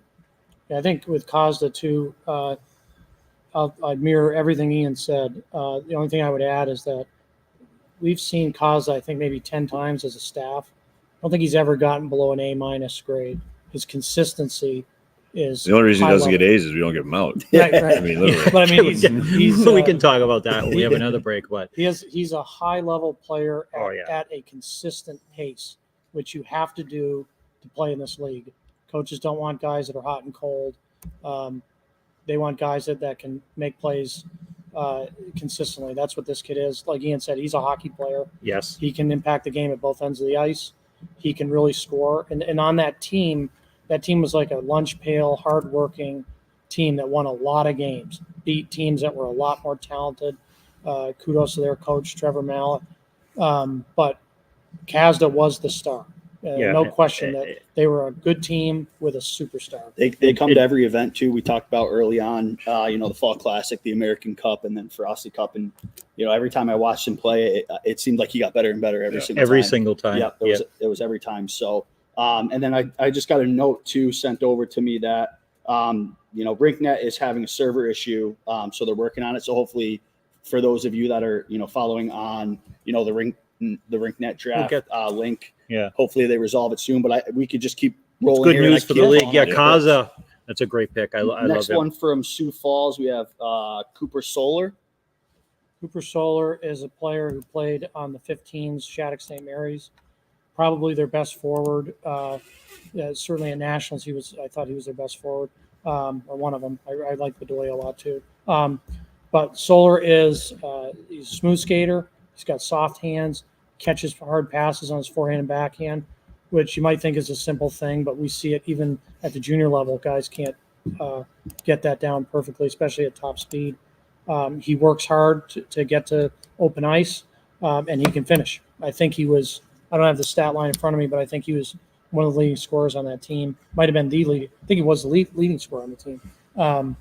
So Solar, I think, is a high IQ, skilled playmaker who makes a lot of high percentage plays. Yeah, he's a low risk, high reward kid. Low risk, high reward. Plays it the right way. Awesome. And that was taken by Sioux Falls. So next we have Tri-City. So Tri-City takes Will Bent from Mount St. Charles. Will Bent is a good size centerman. He's strong on the puck. He's got a good release. He can one-time pucks. Another kid who skated in the neutral zone spring league a couple summers ago. I thought this year, as the year went on, he got better and played more consistently. I thought he played more to his hard, heavy that he needs to play at national camp. I thought the last 2 days of 40-man camp were the best I've seen him play. He was hard on pucks. He was finishing hits. He was blocking checks. He was moving the puck and then moving his feet to get into the play.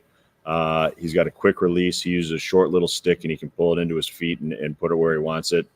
He had a heck of a year center, and Jamie Glantz, who made NTDP, and Will was right there with him for producing and being a hardworking 200-foot center who impacted on both special teams. Honestly, he's a big, strong kid, and is just learning now how big and strong he really is. Good. Yeah, I would say with Ben, he's a player that I've been kind of hot and cold on. He plays hard. He's got a high compete level. But I will say this, in games that I've given him lower grades, he has scored goals. So when you're not getting good grades and you're still scoring goals, that's a real compliment to his game. Meaning when he's not having his best night, he's still finding ways to be productive. So I think Will Bent is a kid who's got a physicality to his game and a work ethic that'll take him a good way in this league. He has the base there to develop. It's a good pick. And he's hard and heavy too, right? Yeah, he's hard and he wants heavy. to be. He's That's what hard I mean. and heavy. I was at 40-man camp when and I thought, he had a really good camp, just in terms of forechecking hard, always around the puck, finishing his checks, being hard to play against. So sometimes at that camp, the kids get into like trying to show off who's the most skilled. Yeah. He looked like a kid trying to make a hockey team. Yeah. He was hitting guys, finishing checks. He's got that element to his game that's going to take him to the next level. He's just learning how big and strong he is because, when he was younger, he was really highly skilled and could make people miss. Okay. And now he's a big, strong kid. He can run people over. He's got the edge control where he can lower his shoulder and get to the net. Honestly, I thought the last 2 days at 40-man camp, I thought he was excellent. I thought he was playing himself onto the team. He started blocking shots and was finishing checks. He'd block a shot and he didn't go look for the breakaway. He would run over the defenseman who took the shot. I thought he played excellent. Was really starting to find himself and find out who he is as a player long term. Playing winning hockey. That's it. So then the next pick from Waterloo, we have Caden Harvey from Pittsburgh Pens Elite 15s. Yeah, Harvey is one of my favorite players in the country. But I get it. This kid is a first-round talent, wouldn't you say? Yeah. Talent-wise, there's no question. Smooth skater, puck control. Handles crappy passes really well. Yeah, this guy, high-level skill. He went to NTDP camp, I thought, through the first 2 days. He was on the team. He did fade a little bit, and he is an inconsistent player. That's why he's where he is. But in terms of upside, this kid, he's got special upside. He's got a lot of Jack Eichel in his game in terms of effortless stride, great speed, can handle pucks at top speed, make plays. There's a lot there that I think this kid could be special good in the future. He's got to work on his consistency and mature some areas of his game, but tremendous. He's effortless. Yeah, tremendous. Legitimately value effortless. here at this stage in the draft. He's smooth. Awesome. We'll move on to the next pick, and I think the plan here. I got a couple picks on my phone. We'll get through these. Okay. We'll take a quick break. You guys can get a drink or use the restroom. We'll run some videos. I think we got one from Blake Zielinski, the first overall pick. So, nice. We'll finish these up and we'll take a quick break. So next we have for Tri-City, they select Ben McBeath. I hope I said that right. Yeah, McBeath, yeah. Looks like he's signed in the BCHL. So yeah, he's out of Edge School. He played on the U18 team in the CSSHL. McBeath was a D partner for Landon DuPont, who's an exceptional status Bantam. Was the only 5-star for us in the 08 or 09 birth year. So he was his defensive partner. Really mobile defenseman. He's athletic. He's got a pretty good defensive game. That's going to be where he's going to have to develop a little bit more, but he definitely stands guys up. He's got an aggressiveness to his game, but he can push pucks up ice. He's going to run that power play and in short order. He is signed in the BCHL. I'm hearing that's where he's going to play next year. But, the following year, this is a kid who can make a real impact. He could make the USHL this year. He's that good. No. Okay, next pick we have here from Muskegon, we have Noah Cervalis. So, Ian, I don't know, you want to speak on this one? Sure, I know Noah really well. Another neutral zone Bantam League player, plays Junior Eagles. He's on the team that I'm fortunate enough to coach. He's a kid. He skates really well. He plays the game as fast as it needs to be played. You know, there'll be some questions I've had people ask. You know, is he fast? Is he fast? And you know, I just bring up he plays the game as quickly as it needs to be played. When he needs to win a race for a puck, he does. When he needs to slow it down, he does. The play he made in the New England Championships in the finals when he turned it on and sprinted and a back check and the kid had a wide open net and he dove and broke up the play. Yep. I mean, that was real pace when he made that. He's end of December birthday, so he's almost an 09. He impacts the game 200 feet. He blocks shots. He's incredibly witty with how he introduces himself to players on the other team, if you know what I'm talking about.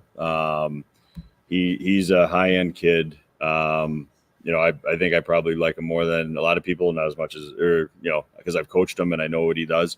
He loves being on the ice, loves being at the rink. You can't get him off the ice. And again, he's a December 27th, 28th, almost. Yeah, he's very late birth year. He was our neutral zone prep rookie of the year at Dexter School. High IQ. I just love watching him without the puck and what he does at both ends without the puck. It's plays the game. He's a young kid. He played the off wing this year. Yep. You know, he's a, like I've said, brains. I like brains, and he's got brains. Yep. All right. Next pick for Tri-City, Trevor Theuer. I think I said that right, from Honey Baked. Yeah, Honey Baked. This is a hardworking player. He's got skill and compete, battles for pucks. He was at the OHL Cup playing on that TPH team that was loaded. Honey Baked had a little bit of an off year compared to what they normally do. He was their best player from the defenseman Martiniak went to the national team, but he was their best forward. Really liked his compete level. He doesn't rest on his skills, although he's got plenty. He's a scorer, but he's also a guy who can play up and down the lineup. Talked about versatility earlier. This guy can kill penalties. He can play a bottom six, and he can be a highlight guy on the top line. So I like that pick. He's a good fit for this league. Good. Awesome. Okay, the next pick we have is Omaha. They select Jimmy Egan out of Matamidi. Yeah, Jimmy Egan is a player who went to NTP camp. Didn't have his best. I thought in high school he was outstanding.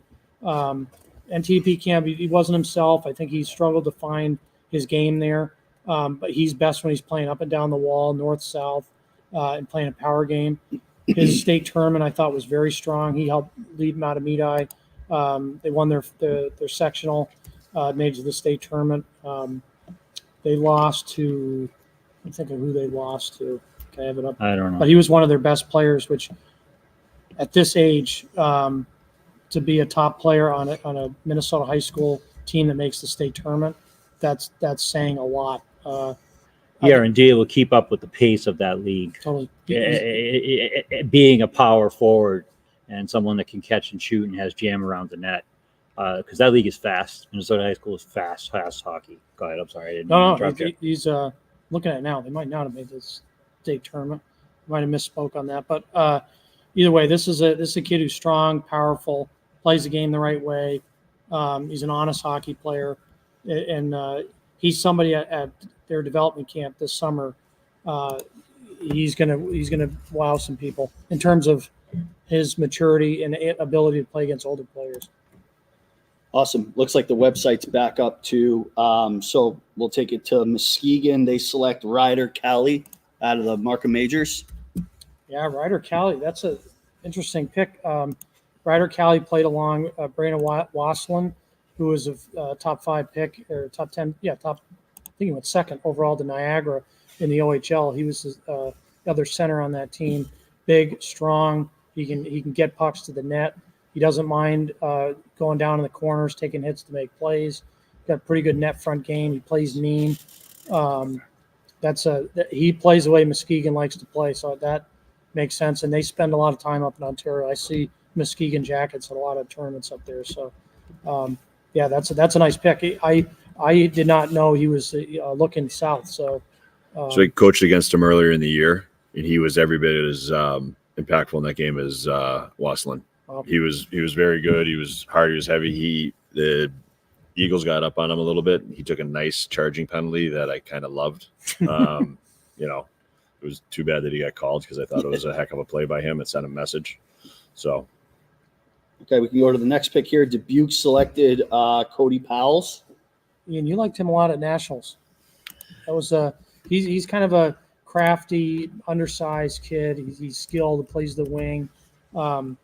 He's someone that can change pace, which you don't see a lot of at this age. You can kind of slow it down through the neutral zone and then put the jets on. He's a smart player. We didn't have him. We had him kind of middle late rounder in the beginning of the year, but Ian kind of banged the table for him after Nationals, and we moved him up, and looks like a good move. Yeah, I mean, he's a kid that you just said he changes pace and he reads line rush as well, which again to me goes back to brains. He can fly and move, but he didn't just fly down the wing and put himself in trouble. He manipulated the gap in his favor. I think he's still pretty light, right? Yeah. So I mean, he might not be there for a couple of years, but he plays how Dubuque plays. Yeah, he's unafraid. He might be light, but he's unafraid. We watched him at Honey Baked in Detroit, and he got injured, so we didn't see a lot of him. But one of the things we did note was that he was tough and he was gritty, and he went to the net. So as he grows into his body, that attitude's is gonna play better. Combine kid too. There you I'd go. throw that in there. Nice. Yeah. Okay, so we'll round out the third round here. 45th pick overall, Alexander Haig to Chicago. Yeah, Haig comes off that really talented Vaughan Kings team in Ontario. They didn't win the OHL Cup, but they won a lot of other tournaments. They won the GTHL playoffs. There are times where Haig was their best player. I don't say that lightly because they have like 6, 7, 8 OHL first-round draft picks on that team. He is super skilled. He's a high IQ player. His older brother plays for Chicago. Was it Michael? Yeah, Michael Haig, who was a high pick in this. I think he was a tender in this draft 2 years ago or a year ago. Should be a relatively high NHL pick too this year. Yeah, for potential first round pick in the NHL draft. So he's joining his brother there, and he's excellent puck handling, high IQ. He's got to improve his foot speed a little bit. That's the only thing right now that's holding him back. But again, for last pick in the third round, this is a first round, offensively a first round talent. Awesome. All right. So before we kind of get going for round 4, we'll take a quick break and share a message from Union College head coach Josh Hauge on the style of play in the USHL and how it helped prepare his group for the next level. Nice.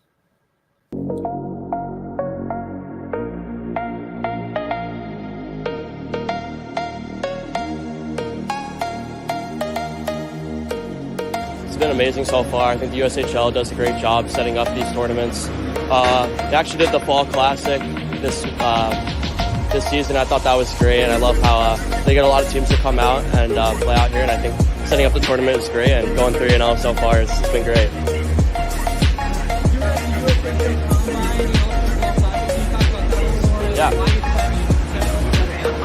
Yeah, I think the Fall Classic and the Combine was really good. Just pulling in a lot of guys, top kids from the country is also a big thing, just having competition. And then I think the on-ice and off-ice Combine is really like a good thing to see how you match up against other players. And I think I went out there and just tried to do my best and compete with the best players in the country.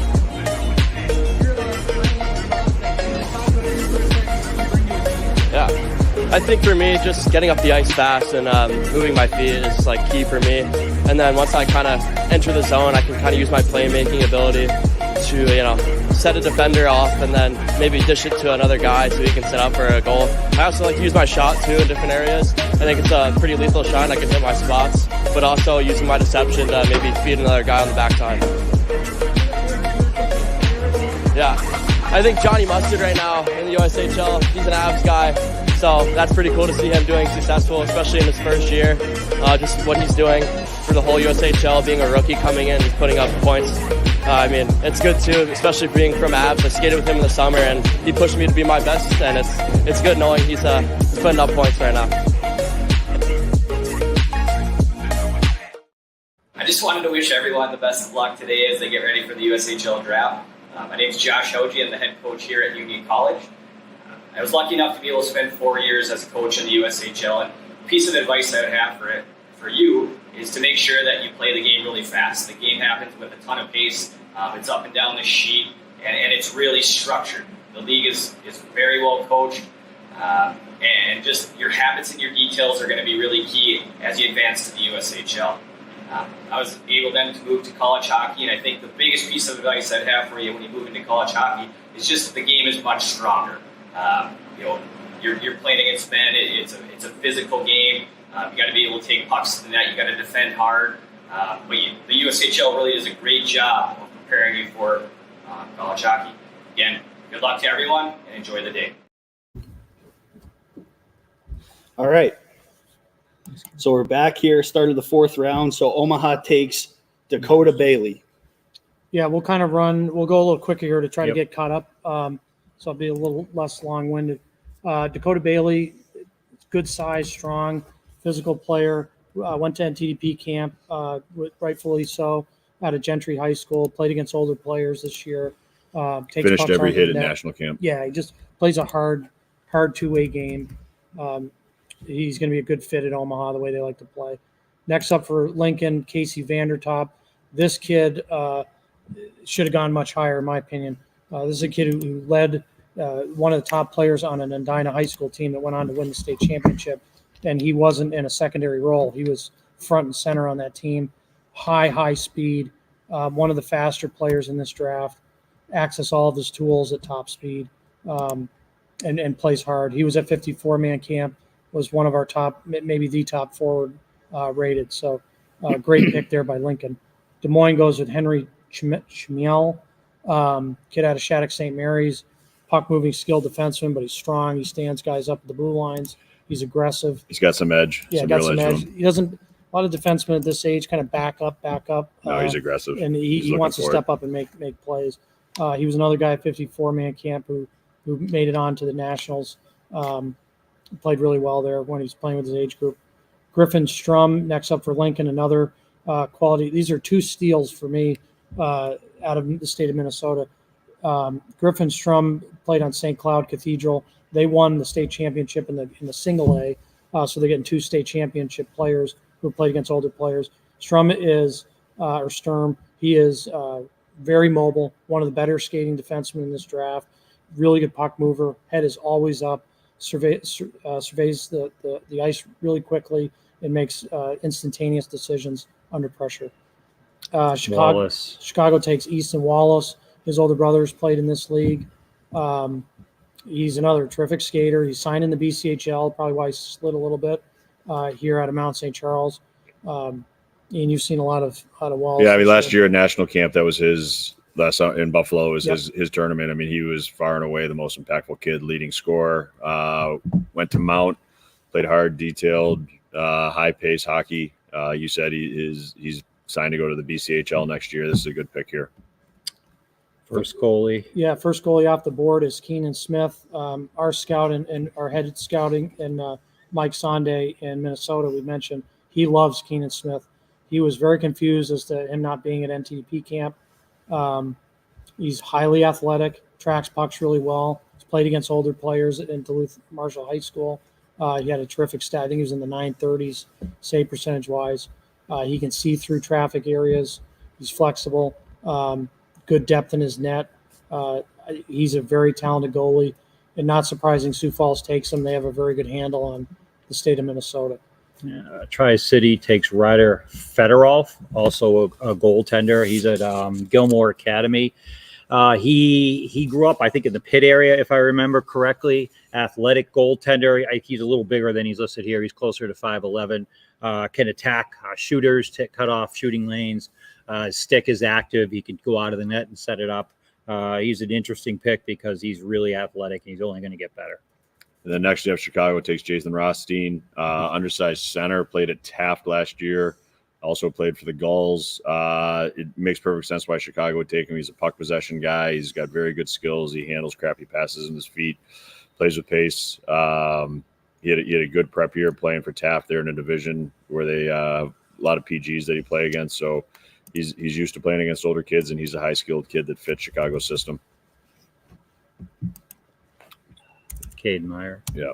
Next up, Cade Meyer. This is a kid listed here. It's Team Wisconsin. Played at a small town team in the state of Wisconsin. I think Lake something. Excellent skater. He was at NTP camp. Highly mobile, athletic. He's undersized at this point, but he's high IQ. He's a breakout machine. I thought at NTP, moves the puck really well. Yeah, the NTP, we ranked him very high in his breakouts and puck retrievals. He's a quick decision maker. Just got to get a little bigger. Sioux City takes Blake Sinclair. This is a kid we just saw at the Minnesota top 54 camp. I think he moved on. Pretty high IQ. Gets shots off quickly. Another guy who doesn't get distracted by forecheck pressure, keeps his eyes up ice, moves the puck. He's got some physicality to his game. And low panic threshold. He misses shin pads and sticks, gets pucks up in the net and through on outlets and exits. Blake Sinclair. Who's next? Youngstown, Dylan Rosie. Yep. Hold on, I'm just pulling up I just saw this kid a couple weeks ago. I'll make sure I've got the right kid.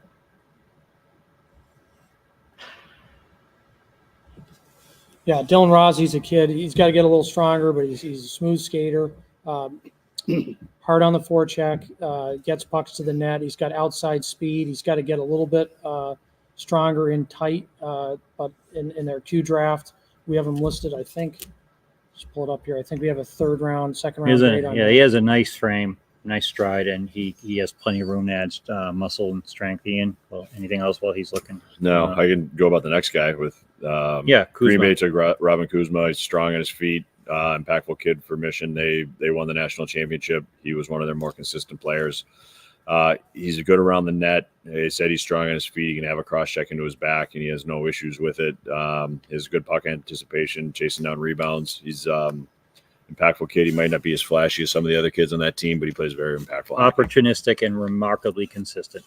Yeah. Kuzma. Just go back a second on Rozzy. Just looked him up. I had him mixed up with somebody else. Rozzy was actually our number 2 ranked player in the Quebec draft.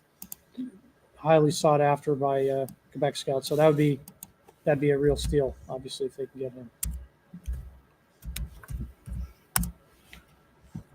Next up, Liam Schultz to Waterloo. I think his older brother plays there, if I'm not mistaken. This is a highly skilled player. He's creative. He thinks the game at a quick pace. Makes a lot of skilled plays. Loves the puck on his stick. And he's just creative and dynamic. He made guys miss at the 54 camp that were really good defensemen. I think he moved on to Buffalo. So he's a player. If you look at his profile, he's got 9 reports on him as an 08. Everybody that watched him play bantam hockey in Minnesota wrote him up and liked him. Just making our reports, by the way, it means you've stood out. So the fact that he's been in so many Blue Ox, Moose Goheen, is a tell for him. Kane Johnson to Dubuque here towards the end of the 4th round. Up and down centerman, strong on the puck, really physical. Ian, you liked him at NTDP camp because he plays the game the right way. He's hard and direct, straight, goes to the net, stops at the crease, takes the goalie's eyes away. He was good in his end. Again, I think brains, and he was right there. Next up, Chicago to close out the 4th round, Joseph Salandra. It's another. Right now he's a little bit undersized. He's highly skilled. It makes perfect sense that Chicago would take him with how they play and all the motion they have and moving off the puck because he does that now. Very soft hands, handles hard passes on his backhand with very little issues. Highly skilled kid again that makes perfect sense for Chicago. Manipulates gaps, manipulates the defense, has terrific vision. Yeah. He's a kid that when we put out, directors put the list together, and then we send it to our regional scouts and ask for feedback. And I took 2 or 3 guys text me and said you have him too low, move him up.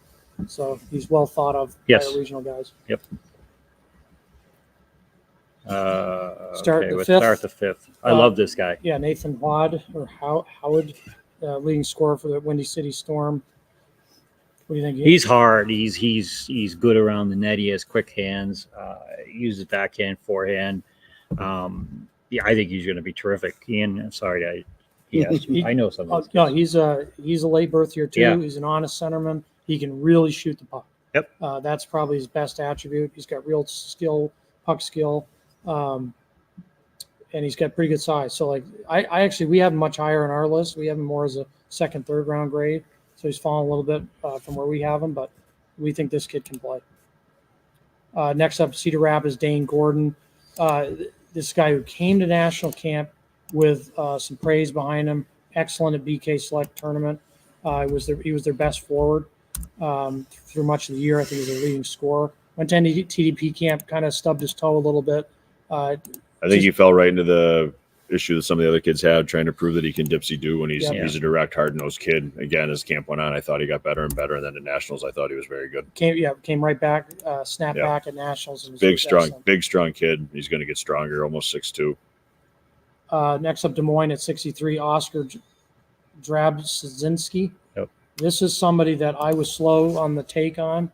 I thought he was good, not great. And then by the end of the year in the Nationals, I was like, who is this kid? Yep. He is a really strong skater, excellent first pass, runs a power play, high percentage player. He's really elusive along the offensive blue line. He goes a little 10-2 with his feet and opens things up to create passing lanes. Good, hard, low snapshot. I've been Brendan and I talked about this kid quite a bit, and I was not going to say I'm early on him, but I was before Brendan. No, way before. No, I was wrong. I was absolutely and one wrong. of our, again, Andrew Serpico, who runs sort of our southeast area, Florida Cup. He got an A- there, and Serp is really, really good at what he does. So he's a player. He's a baller. And the game that Trabinski really caught my eye, where I was sitting next to the Des Moines Zach there from Des Moines. So it's funny they took him. Next up, Spencer Thornborough from Lincoln, to Lincoln, the 64th pick. He was on the U.S. Youth Olympic team, played for Governors Hockey Academy. He was hurt for a lot of parts of the year, but returned at Nationals. He's really fast. He's hard. He's competitive. He's aggressive. He goes to the net. He goes to the net hard. He's going to get the points when you're just standing at the top of the crease. He's fast. He skates really well. Played in Youth Olympics. Broke his arm, missed the end of the year, came back and started skating about 2 weeks before 40-man camp. Went, easily could have sat it out, but he's a tough kid. Went, competed his ass off in the Nationals as they went on, found his game again, over and over, and again, got better and better. He's another kid who plays for the Junior Eagles, who was in the Neutral Zone Bantam League.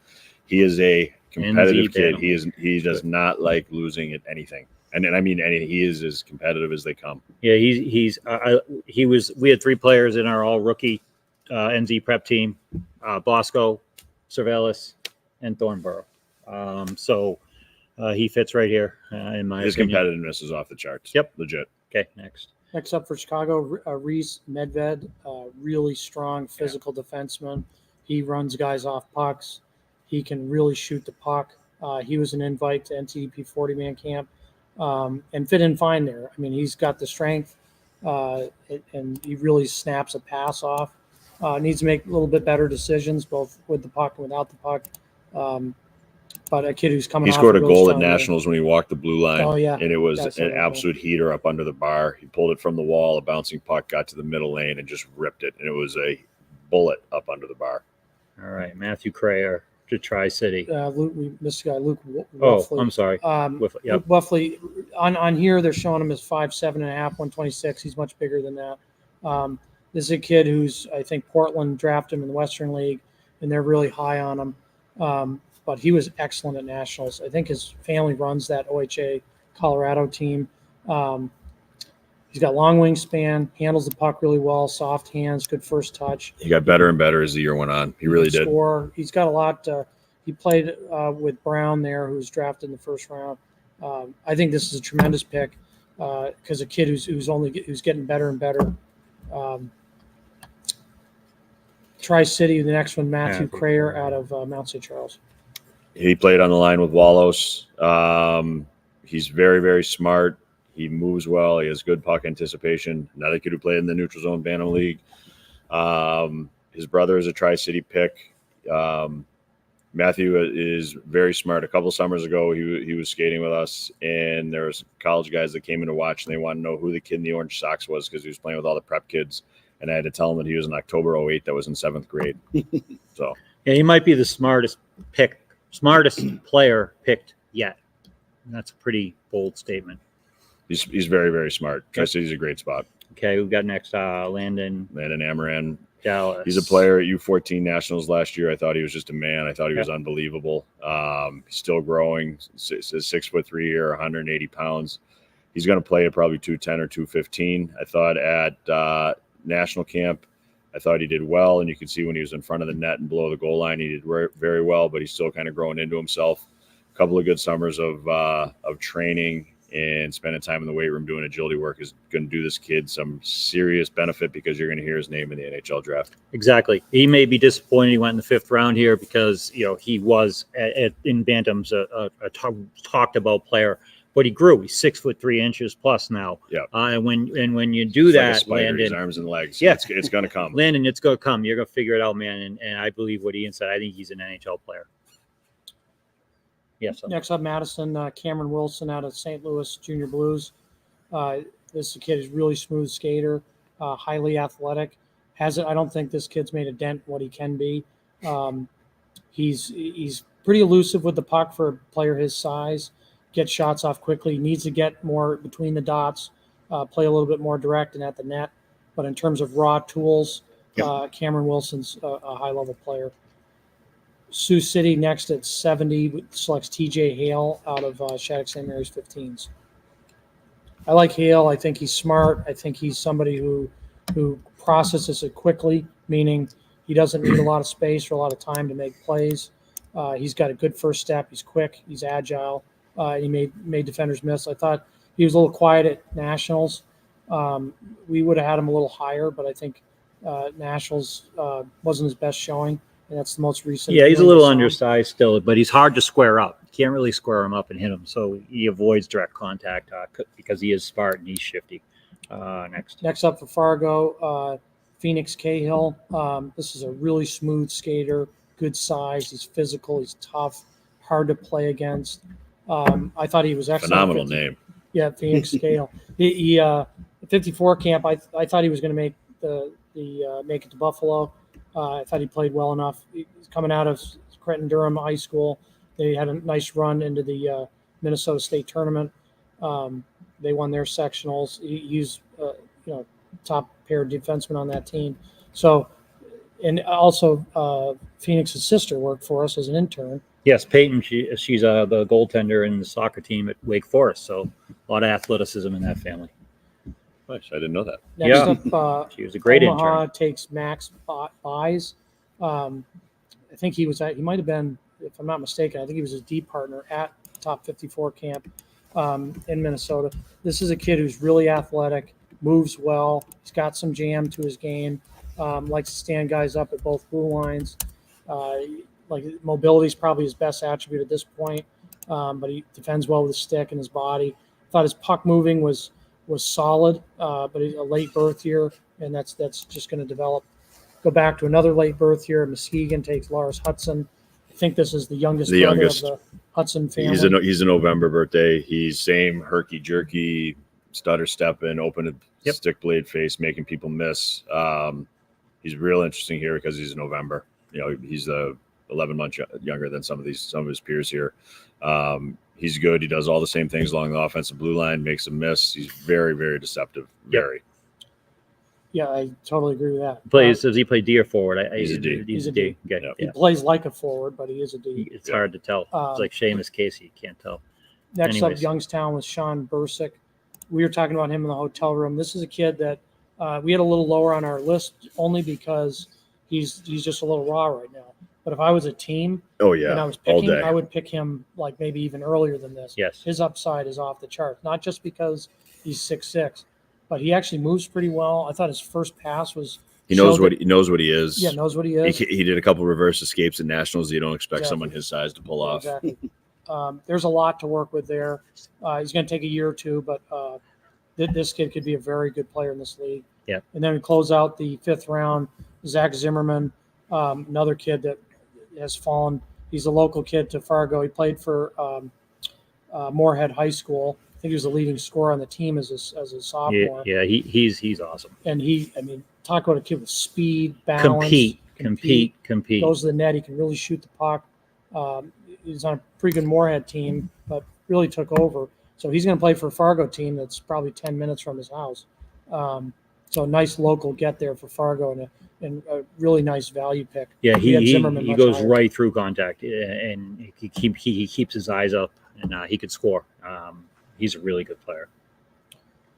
Next up, Youngstown goes back with George Komodowski. This was an NTDP top 40-man kid. Tough, hard-nosed, keeps it simple, runs you over. Totally. He's a kid that in 2 years is going to be a heck of a player that'll be in the NHL draft mix. He's tough and very, very direct. He's got a good stick for poke checking pucks and for putting it in your kidneys. We had him ranked probably a little higher than this, but he's tough. He's hard to play against, like Ian said, and he's a great passer, which doesn't always get enough credit for that because he's a little raw right now with the puck, but his passing is actually excellent. 77 Cedar Rapids takes Jude Heron out of South Kent. Jude has a big-time shot. Another kid who played in the Neutral Zone Bantam League, but as far as ripping a puck, he can absolutely bring it. He's going to be a big kid. Last summer, we skating in the summer, he skates with us, and the goalies are on scholarship. In the first 2 days, he gave 2 goalies concussions from one-timers right up their forehead, so they went a long time without a goalie the rest of the summer. Jude has a big-time shot. Big time shot. Got a couple of Texas guys here next, right? Yeah, back-to-back on the Texas. These kids played up a year. We'll do them together here. Des Moines takes Booker Taninado. Centerman, he's got a good first touch. He's tall, a little lanky at this point, but he's got a good frame to grow into. Pretty good shot. He's somebody that was a little overshadowed on that team. They played their top lines a lot, so his point totals don't reflect how good he actually is. I think this is a fair place to take him. Like I said, soft hands, he can score. He's good and tight around the net, pretty good stride, and a good athletic frame. And then Cam Dillard is a big body, physical defenseman, kind of a shutdown type, but also can handle the puck. I think he had pretty good stat total, if I'm not mistaken. Yeah, I mean he's been in the A range in all our reports. He could play very well moving in and out and laterally on the offensive blue line, but he's clogs a lot of lanes back in his end, and he's a really good player, and obviously the size, right shot D, a lot of things he has going for him. Hides his poke, makes things easy. So Dallas just continues to produce very good players. Yep. Next up, Waterloo at 80 takes Owen DeGraff. This is a big, strong, physical forward. Hot and cold with him. I've seen this kid be the best player on the ice in a big-time game at Nationals. I think they were playing Little Caesars, which have a lot of high-end kids, and he was outstanding. Took over the game. Seen him other times where he's quiet. So I think he's just figuring it out. He's 6'2", lot of room to grow there. But when he's playing well, he's a top round player, second round player. He reminds me of the kid that played for the Gulls last year. Big power forward who was at NTDP camp and was an early pick. Orlowski. There are some. He's not a perfect match there, but there are similarities in their game, both big and athletic, and the best hockey's ahead of it for DeGraff. Yep. Next up, 81, Jacob Zhu. This kid's got a booming slap shot. Physical, tough, mean. The Toronto Junior Canadiens team didn't score a lot of goals this year, and he made up for it on the back end. He's hard to play against. He boxes out in front of the net. He's got a good defensive stick. He's got to improve his skating. He's a little stiff in his stride, but big-time shot. One of the best shooting defensemen in the OHL draft. Jackson Strukel, he's a late 08, played Minnesota high school for Hibbing Chisholm this year. He has really good vision, quarterback their power play, have an 08 QB in the power play at Minnesota high school, a ton of time on ice, key situations. So he got a chance to shine as an 08, and again, one of the best minor leagues in the country. So he could play, and he's been well thought of by our Minnesota staff. Yeah, I just saw him at the 54 camp. I had to look him up. I didn't see him during the regular season as a high school player, but against the other top 08s in Minnesota, he shined. We have him as an A- grade at that event. Smooth skater, agile, quick reads, high IQ. Those were the notes that we had for him at that event. I think he moved on to Buffalo, if I'm not mistaken. Next up at 83, Waterloo takes Jacoby Wiener, goaltender out of Mid-Fairfield. His feet are outstanding. He's another one, like I've said with some guys say, hot and cold. When this kid's good, he's really good. His feet are excellent. Yeah, he can take they over really games. are excellent. He had games with Mid-Fairfield this year where he was the reason and really the sole reason they won. And then I've seen him have games where he's given up 6-7 goals. NTDP camp was not his friend. That might have hurt his draft stock. But when this kid's playing his best, he's a very talented goalie. So consistencies were the next step for him. But the talent's definitely there. Madison takes Dominic Hadschkick. Yeah. Kind of an undersized defenseman, but don't let the size fool you. He's really strong. He can really skate. Another guy who's very good on the breakout. He can absorb contact, move pucks up ice. He didn't play a ton of like power play with that team. He was a little bit, I don't want to say buried, but just the fact that he made the 16s says something. And he went high, decently high in the OHL draft because he's actually out of Michigan. He's a highly athletic kid, and he's at a hockey school, so that should all make for him to get better quickly. Sioux City at 85 takes Gavin Holland, tall, rangy defenseman out of Lawrence Academy. So Gavin's another kid. He played for the Boston Junior Eagles. A year ago at this time when Massachusetts was having their festival to go to national camp, he didn't make it out of the first round. He put his head down. He didn't bitch and moan, and he worked. He's another kid. He's played in the Neutral Zone Bantam League. He worked his ass off last summer, grew into himself, had a great fall with the Eagles, went on to Lawrence Academy, started out not playing a whole lot. By the end of the year, he's playing top four and playing big minutes. And then at Nationals for the Eagles, he was playing a ton and kind of managed the game. He's not a high-risk kid at all. You kind of know what you're getting. His passes are hard and flat. They're on the money. I'm not lying. A year ago, he didn't make it out of the first round of the Mass Festival, and now he's a pick. So, Gavin, good for you. Congratulations. You worked your ass off, and you deserve it. Yeah, he's good size. He's really smart. Where are we at now? Next up, Youngstown gets Ethan Garden. I love this kid. We talked about him as maybe a top 40-man camp. Yeah, so I love this this is quite kid. Quite a steal. Again, Youngstown, their draft so far, in our view, has been excellent. Yeah. High pace, compete. He's a captain of the Caesars. I think he's captain, right? Or he's, I think so. He's plays every situation. Last year, U14s and Nationals, I thought he was exceptional. I thought every time I've seen him play, somebody that jumps off the ice at me. I'm just a huge fan of how he plays. Yeah, I agree. Kids who can play that can make plays at pace. A lot of kids that can run around and skate at pace, but he can make plays at pace. He's a bit undersized. Maybe that's what knocked him. I'm not really sure, but this kid was or at least in the first half of the year, he was a 40-man camp consideration. So great value there at 86. Madison with Liam Donnelly. I love this kid.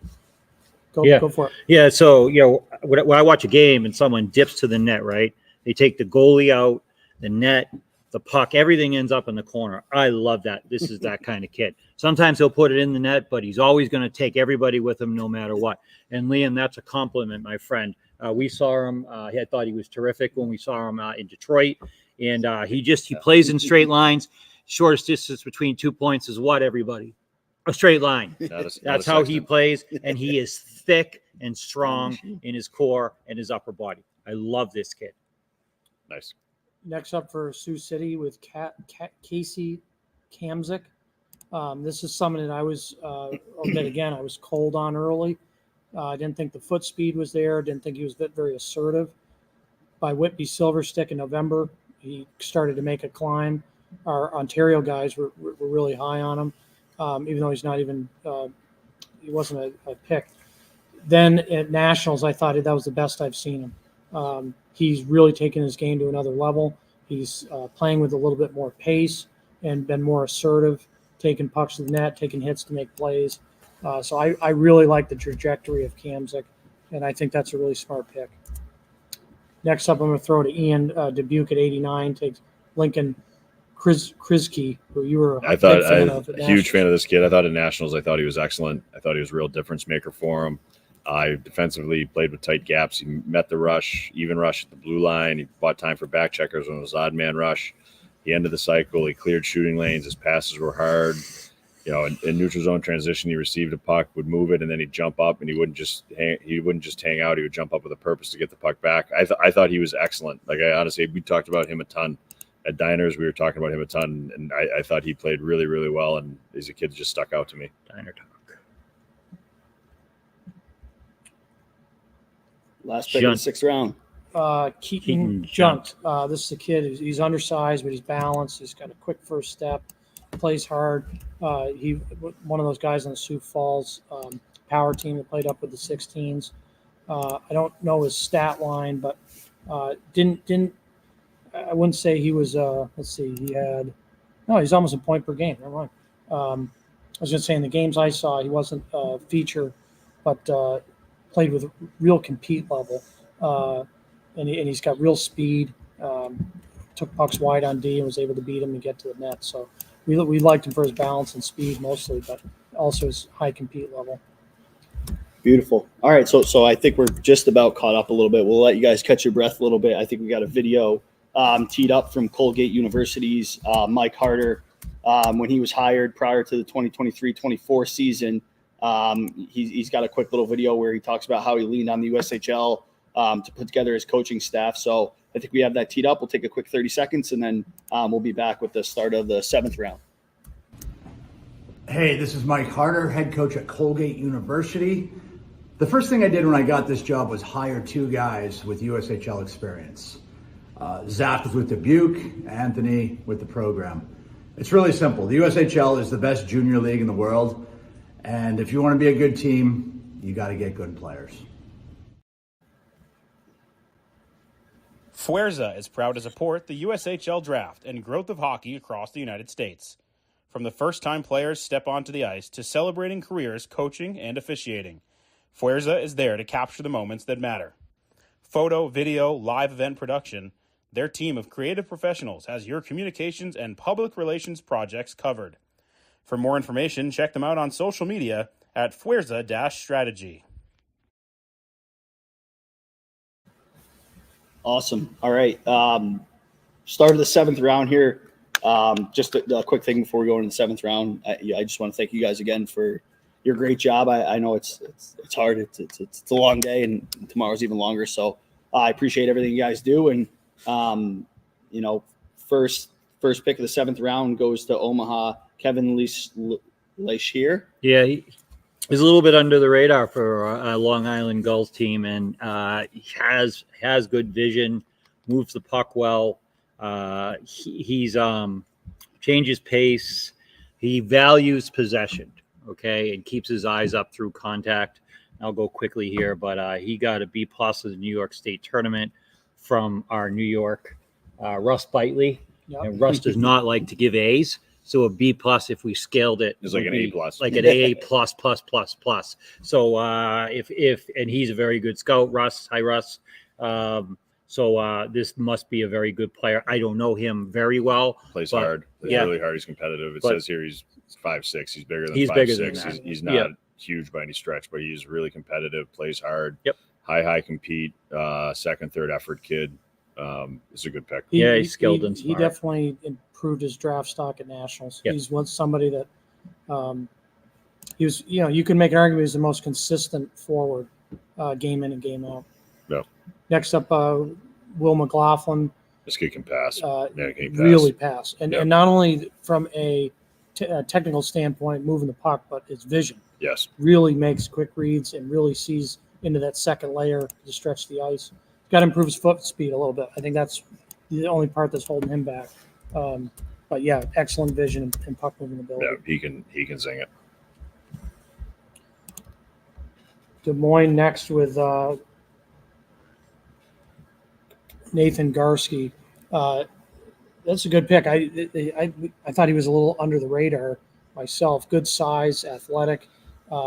We've given him pretty high grades throughout this season, but good speed, takes pucks to the net, plays kind of let's say a hard-nosed game, but plays with physicality, isn't afraid to go into traffic areas and fight for pucks. He can shoot it. He can score. He's proven himself against older competition. Didn't play in the best league in terms of, so do what you want with the stat line, but he's a gamer. We have him quite a bit higher on our list. Who's next? 94, Lincoln, Luke Puchner. Shattuck, right? Shattuck St. Mary's, played up with the U16s. Ian, you got anything on him? I can take that one if you want. No, you got it. He was just a 54-man camp. He's a balanced skater, strong on pucks. You gave him an A- there. You could tell the maturity of playing with older players this season. He doesn't risk pucks. He doesn't try to make fancy moves. He protects it really well down low. He can create off the cycle. And he's got a pretty explosive release and gets it off quickly. So Puchner is another guy I think we have a little higher than 94. Right. Same thing with Charlton, who's next, right? Yeah, Charlton's a ball player. Right? Oh, yeah. We're very high on Charlton. Yes. Probably higher than these guys, obviously. But Chicago takes a lot of high IQ guys. That Charlton would fit that. He also competes really hard. He led that Creighton-Durham team up front, and that was a talented team that made their way to the state tournament. And he was a 54-man camp. He's one of the highest graded forwards we gave. Really good vision, skill, and compete. So he combines a lot of the skills. He makes people miss, makes people look silly, and this is in Double-A, Minnesota high school, no less, where he was over a point a game. That's so I think you throw size out in that situation because his skill level is so high. Sioux Falls with Alexei Vlasov. I've never seen this kid. I looked him up on Elite Prospects. He's a Russian player. Has a little bit of international experience, but not somebody. I don't know if you guys have seen him. But just this stat line that we talked about Shilov earlier, and he was in. This guy Vislov was the leading scorer on that team. So obviously a highly skilled kid. Next up, Green Bay takes Nathan Beinstock, right shot defenseman out of Jersey Rockets. They actually surprised some teams at USA Hockey Nationals. I think this kid's stout. He's tough to get inside on. Boxes out in front of the net, takes away your stick. Kind of a sturdy defenseman. Green Bay appreciates that. I thought he was tough to play against. Didn't bring a ton of offense there, but was just honest and hard to play against and kept guys away from the net. Next up, Waterloo at 98, Leo LaShawn. He's somebody I'm kind of hot and cold. He was at 40-man camp. Yep. Yeah. We've seen him play very well. I thought he was very good at Nationals. 40-man camp, he was hot and cold. Nationals, he was excellent. Played hard, heavy, direct, moved the puck quickly, moved his feet, skated through people. I thought he was excellent. At 40-man camp, he might have fallen in, although he's a defenseman with trying to do a little bit too much dipsy-do rather than playing to what he is. But at Nationals, I thought he was excellent. He's deceptively athletic for that size. And I think once he figures out his style of play, as Ian alluded to, I think this would be a nice value here. Next up, Youngstown, Luka Jarvis, another guy we're very high on. I love this kid. We're quite a bit higher on ours out of Stillwater High School in Minnesota. One of the smoothest players in this draft, both his feet, his puck handling ability, his release, everything he does is smooth. Yeah, I mean, they played Moorhead in the Blue Ox final. I think they were down like 4 goals, and they came back to tie it. And Luka Jarvis, I think, was in on all 4 of those goals. He'll shoot from the parking lot, and he should, because you just hear ping, and it goes in the net. He's long, he's fast, he's skilled, he's tough, he's got some snarl. We'll absolutely love this kid. This is an awesome pick at this point in the draft. So who took them? Youngstown. Nice job to the Youngstown people. What are they? The Phantoms. And we had him really high at the 54-man camp as well. He's a late 08. He's just I use this word quite a bit, but he's a flat out baller. He could play. I'm telling you, he's going to be his upside is off the charts because his ability to score from odd angles and he's really good. Next I'm up, not a fanboy. He's awesome. Hunter Rudolph's this kid out of North Dakota, played for North Star Christian. Another guy who played up a level. He's a high IQ. That'd be the thing that jumps out. Really precise passer. He's got good puck touch, good first touch. Thinks the game. He's always in the right spots. And I think he's a player who has gotten better and better as the season went on. Is a little bit undersized. They have him at 5'8", 135. He's bigger than that. But he's a bit undersized at this point. But skill and sense, he's gotten spades. Next up for Youngstown, Odin Vokanen. This is an intriguing player. He's one of the better passing defensemen in this berth here. He's got a high hockey IQ.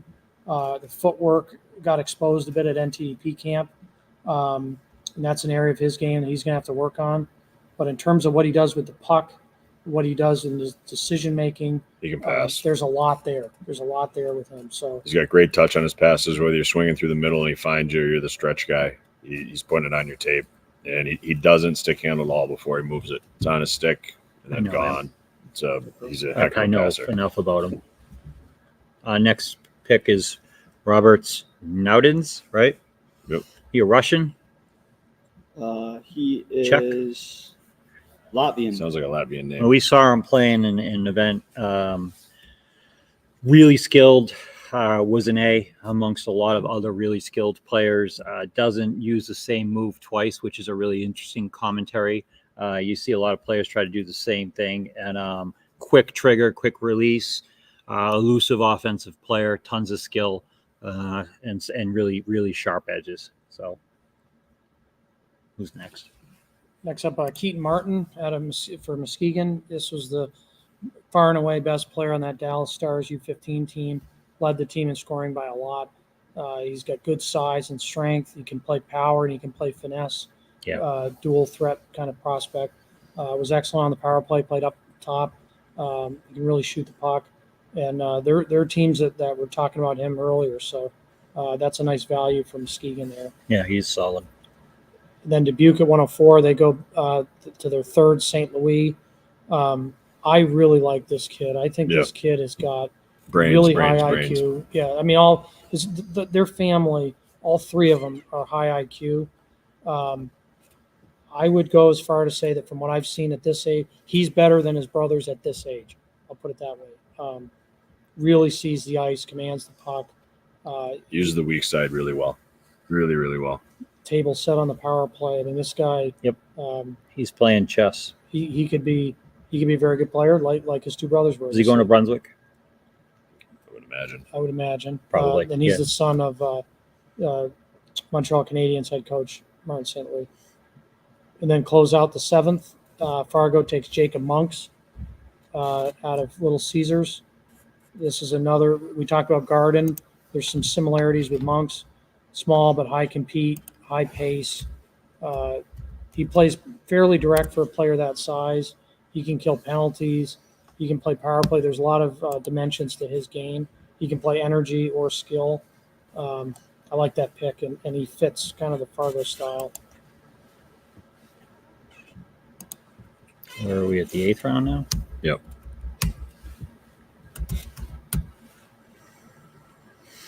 Omaha, in the first pick in the 8th round, takes Ryan Yurku, undersized defenseman out of Caesars. He's good at both blue lines. His feet are really athletic.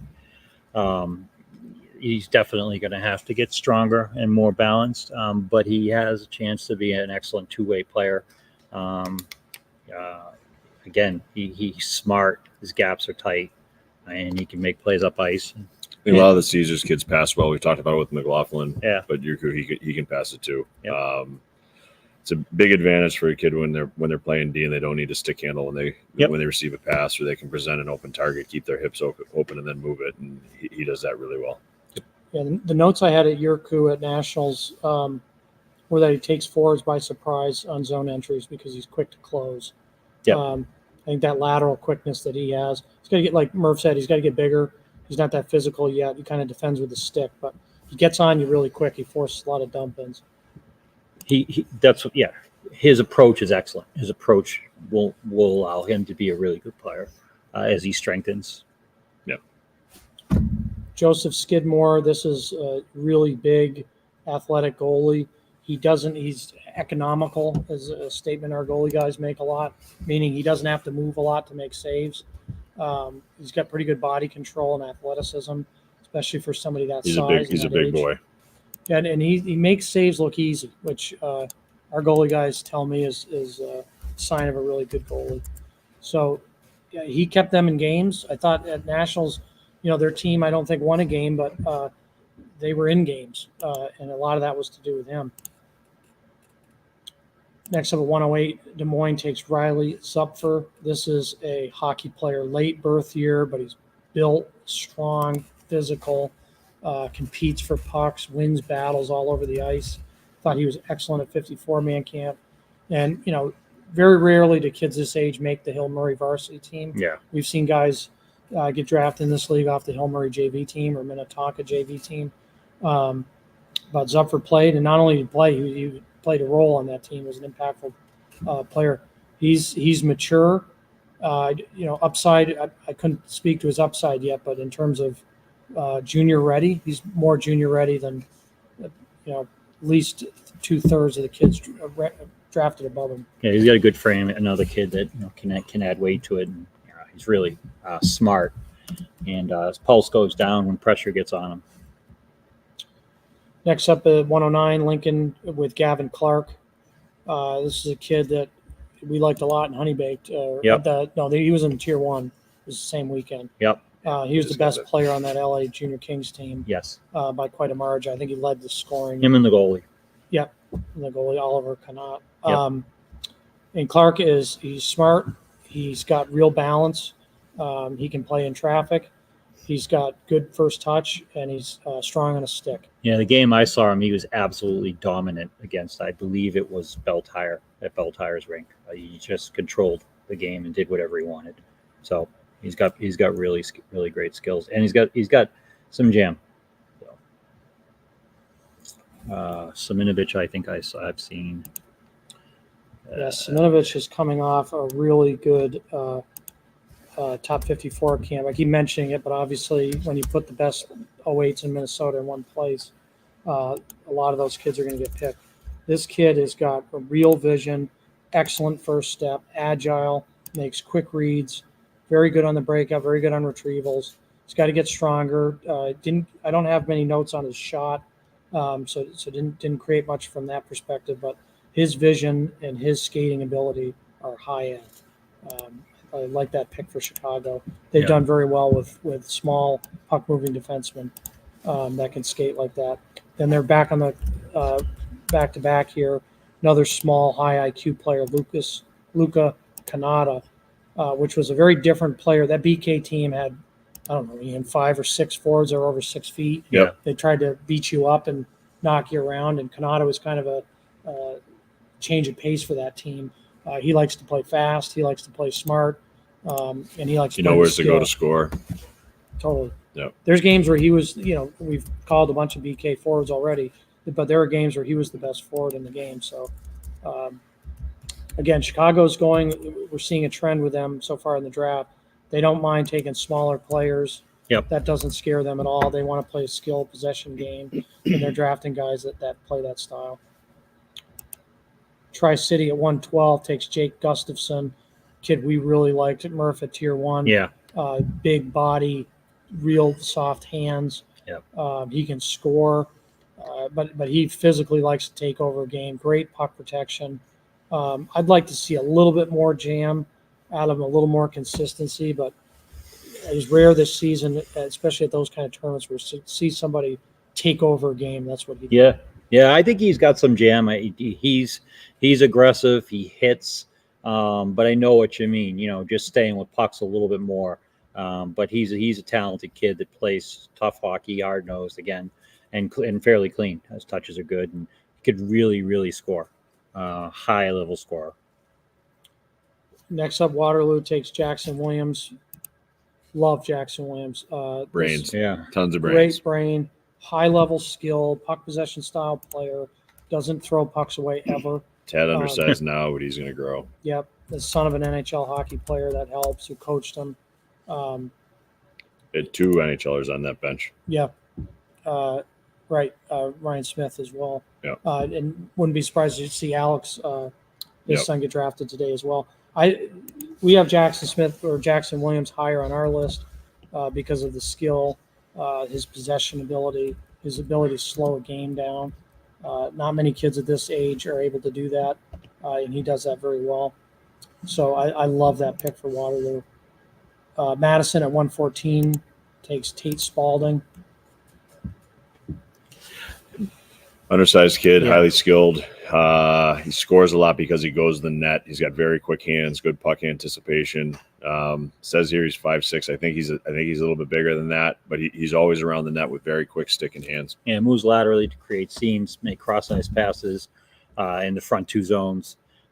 He's a player that has improved in the last year quite a bit, so he's trending.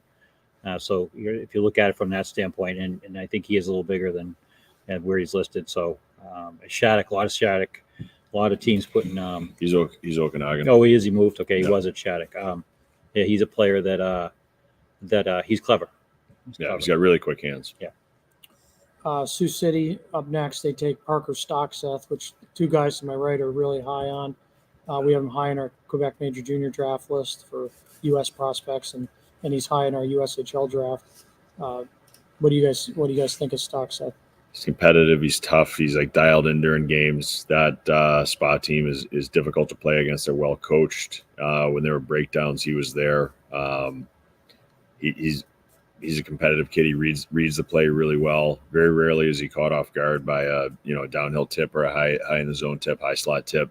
I'm a huge fan of him. I think he's excellent, and he's late. He's a December. I'll make a statement. I think he's one of the 2 or 3 best goalie prospects available for this draft. That's it. He's the That only good. thing I would add. I agree with everything you guys are saying. Is I've never seen him play a bad game. Right. So there's a consistency level there.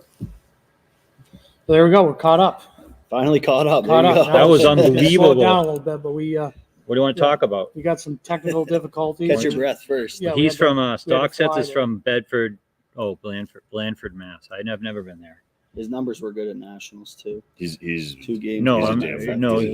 he's And their other goalie's very good. We actually have they the had other a 2 goalie. the other cannon goalie's there, The other excellent. goalie's a Russian, I think. That We whole had him team ranked higher. was a remarkable team, Yeah. quite honestly. And the kids that played on that team know how to play as a team. Yeah. They're Oh, yeah. well coached. Yep. Yes, They that get 15 along really Seacoast well. team. Yeah. Definition of buying in is that group right Yeah. there. Yeah, I mean, we went and we saw Coaches them. are good guys. They're not. You Nope. can talk to them before the game. They're not lunatics thinking you're going to steal their plays or anything. They're just, Or it's even just when good. we watched them beat Mission Serious. They're Mission just and good- Shattuck good when guys. we went They to do a Detroit, great right? job. And they That OE acted the same way That they OE acted group when they is lost. a great group to watch play. They're a great group to coach against. Yep. They do an excellent job. Even keel, right? Yeah. I mean, that must be those coached. These kids play hard. They play the right way. There's no crap. They're a fun team to watch. Yes. And they lost in overtime. I mean, they almost made it to the Finals, was it the right? semifinals that they Yeah, lost? that's- in? Yeah, that's not. They were Yeah. a top 5, 15 team Yeah. in my opinion, and New Hampshire is beautiful. In case people don't know, seacoast of New Brings it Hampshire. Exeter. While East it's and small, no, it's beautiful. Hampton Beach and places like that are beautiful. What's the sandwich place right down the road? You get an unbelievable meatball sub. Oh yeah, The dugout or something. wasn't that right? way Or when we go there and then for the COVID? Yeah. We were because they moved everything to New Hampshire because they couldn't, and we went up there and then everybody got COVID. And we didn't. New Hampshire just pretended it wasn't happening. God, because it's live free or die up there. That's on the license plate. This is what happens when we catch up. This is what happens when the That's it, site yeah. goes down or we catch up. But no, it's I think there's some people in the chat. no, that saying, program has make been a pick, please. Yeah. the Seacoast That's Academy has battled hard to Yeah, they have. to Wow, get they do a to great- they do a continue great to job. bring in good players. They Yeah. go overseas. They bring in local players like this, and they're doing a really good job. I think Cosda's one of they my deserve favorite credit. players. Yeah, that's one of their Cosda. big I've niche Cosda's markets great. is getting international players, right? Because they're You've East gotta Coast do team. that. It's so hard to. The Boston Hockey there's so many Academy has teams done the around, same right? thing, Yeah. and they've had success. And actually, again, it's not easy at some of those places, and they've just stuck with it, and they should be proud of what they accomplished. Let's chat. Yep. Brendan, I know you mentioned it, but are you still thinking so far, in your opinion, you like Youngstown's draft? Anybody else? I've really liked Youngstown's draft. I've liked Chicago. Yeah, Chicago's got some skills. I'll say this is something I learned. You should talk to people that have been in the league a long time. One of my favorite guys in the USHL is Kerry Eads. Yep. Head GM for Fargo Force. And this guy's won everywhere he's been. I've learned a lot from him over the years. And he made a comment about picking players and building a team. And he said, a great hockey team is built like a band. You've got a lead singer, you've got drummers, you've got guitarists, you've got all these different people that need to come together to make great music. And he said some mistakes you can make as a scout is you're saying, well, the drummer's a good drummer, but he can't sing. Well, Kerry would say, you're not asking him to sing. That's not what he's bringing to the team. So I look at a lot of Fargo's picks, and they fit specific roles. Team needs, right? Yeah, team needs. I really like some of the picks they have. Did we talk about Simonovich? Yep. Simonovich? Okay. No, I couldn't remember if we talked about him. I remember him from Moorhead. Yeah, Moorhead state Bantam. Championship Bantam Moorhead team that had. He's big. He Wyatt moves Cullen. laterally in a hurry. He's got a long stick. He uses his stick and body in concert. That's a hard thing to teach young players. So when he hits, his stick is ready to gather loose pucks, and he can defend anyway. And then when he gets going, he's really hard to stop up the ice. And he can go end to end all day. Really talented player. I just thought we maybe missed him. Seems like all right. Here comes we got a few picks in. come in here. Yep. Got a Russian. Andrei Molgachev. I'm just looking him up. Yeah, no idea. Thomas Just looking at stats, but he's a point-a-game kid playing on that Russian team with the two other Russian players that have been taken. His name pops up with a few different spellings. He's a left shot. Dan Hickling has pictures of him. So wow, Dan has seen him. Yeah, must have been a WSI, I would imagine. Point-a-game kid. He's been everything we've got on him here says he's a point-a-game kid. So point a game, district point. So Youngstown doing their research, kind of like this. Yeah. And then next, Green Bay takes Anthony Thomas Maroon. Yep. Maroon's a good player. He's poised. Values. I'm looking directly at notes, by the way. Values possession, change pace, clever player. I have clever written twice next to his name. Is good in space end below the dots. Long frame, again, at 5'11", 6 feet, with room to add weight. Brendan, you go ahead. No, I agree. I was going to say that the things that jump out at me is he beats hard. He's got 200-foot game. And he's got high hockey IQ. So yeah, those St. Louis kids. Your notes on clever is right on. Yeah, and the St. Louis kids generally play hard, heavy hockey. Those teams are hard and heavy. His dad plays hard, heavy hockey. Does he? Yeah. Oh, is his dad Pat? Yeah. Nice. I love Pat Maroon. Love him. Number 61. He's on at 8 o'clock. We going to make that? Yeah, definitely. At good pace here. What do we have? We are. Just waiting on closing out the 8. Just waiting on you. 3 more. Waterloo. No, it's Muskegon. Sorry. Muskegon doesn't have a song. They have a great logo, though. I love their logo. Ian or Murph, now that we're waiting on Green Bay, you met we just picked Green Bay. You met a Green Bay player in the airport after the USHL Combine. Yes. Representative of the league. Yeah. Caden Harrington.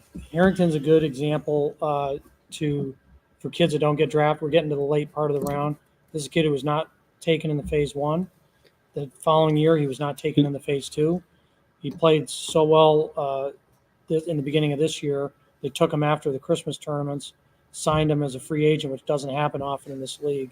And then he was brought on to Green Bay at the end of the year, made it to he stuck. Playoffs. And he talked to me a little bit about why he stuck. And what he said was that he knew that he had to focus on keeping his game simple and that he had to block shots. I remember, Ian, you talking about that when you got to the NHL, that you realized that you were going to have to do that. And he did the same thing. He evolved. And I found the conversation to be interesting, and I found him to be an unbelievable kid. His skill set is there for sure.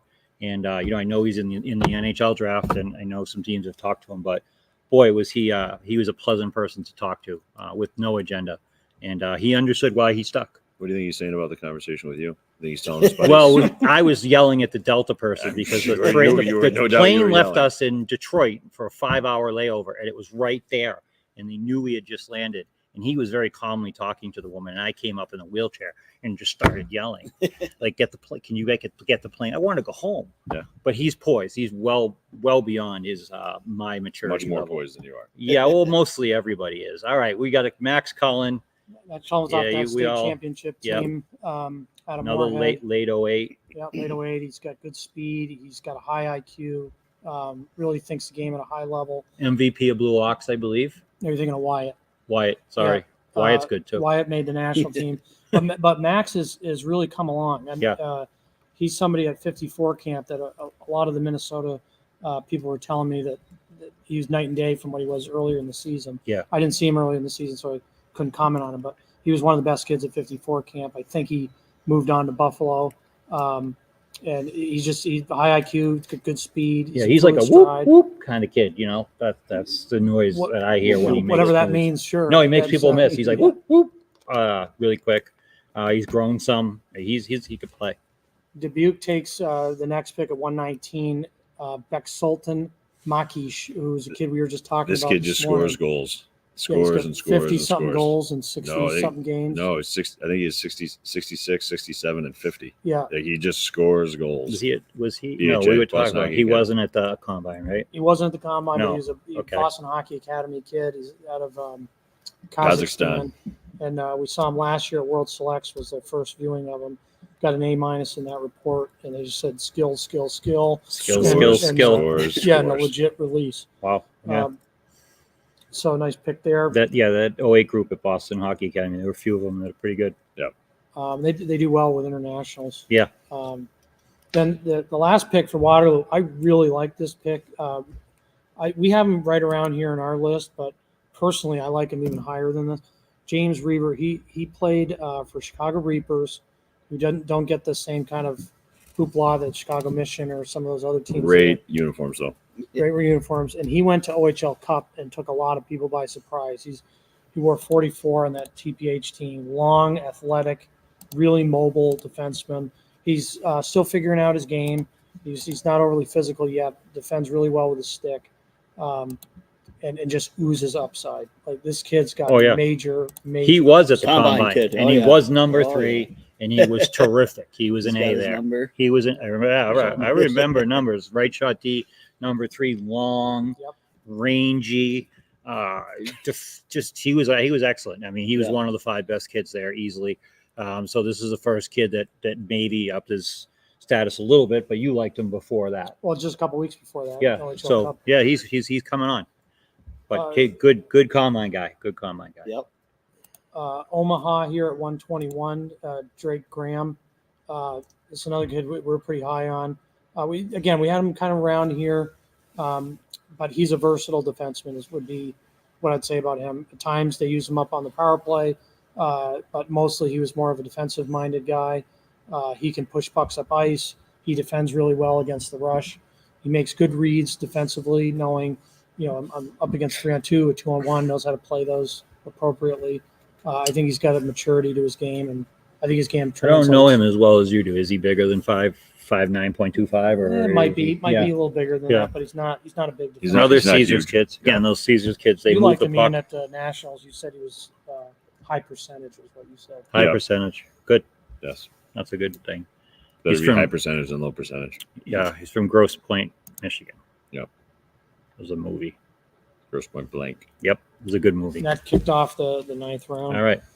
Who? Let's just throw names out. Who we think, could be coming here. Let's see. We got some guys high that haven't gone yet. Well, these Jude Bray is a kid, but he signed in the BCHL. But he's one of the top. He was the top defenseman on the Toronto Marlies team. Mark Konstantinov, defenseman we have really high out of the Rockets hockey club. We really like Emilio Bedoya out of Shattuck St. Mary's. Yeah. Terrific skater. He's a whoop kid. Really creative. He is a whoop kid. 100%. He's a whoop.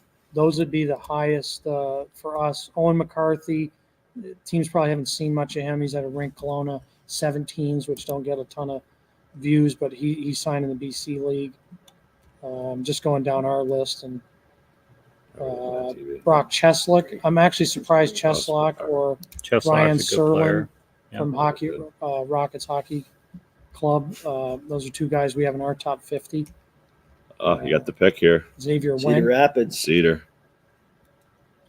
Hold on, go back to that screen. Who they take? You can talk about him. Anthony Spadaro. Another Go guy ahead. we talked about this morning.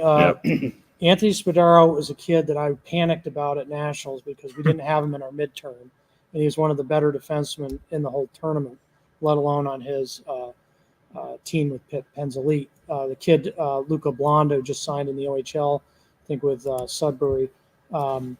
He gets a lot of attention on that team, but Spadaro was steady. I mean, they used him in every power play, played penalty kill. unbelievably He never well. came off the ice. Yep. So then we find out later that he was hurt the whole first half of the year, which made me feel a lot better that we didn't miss him.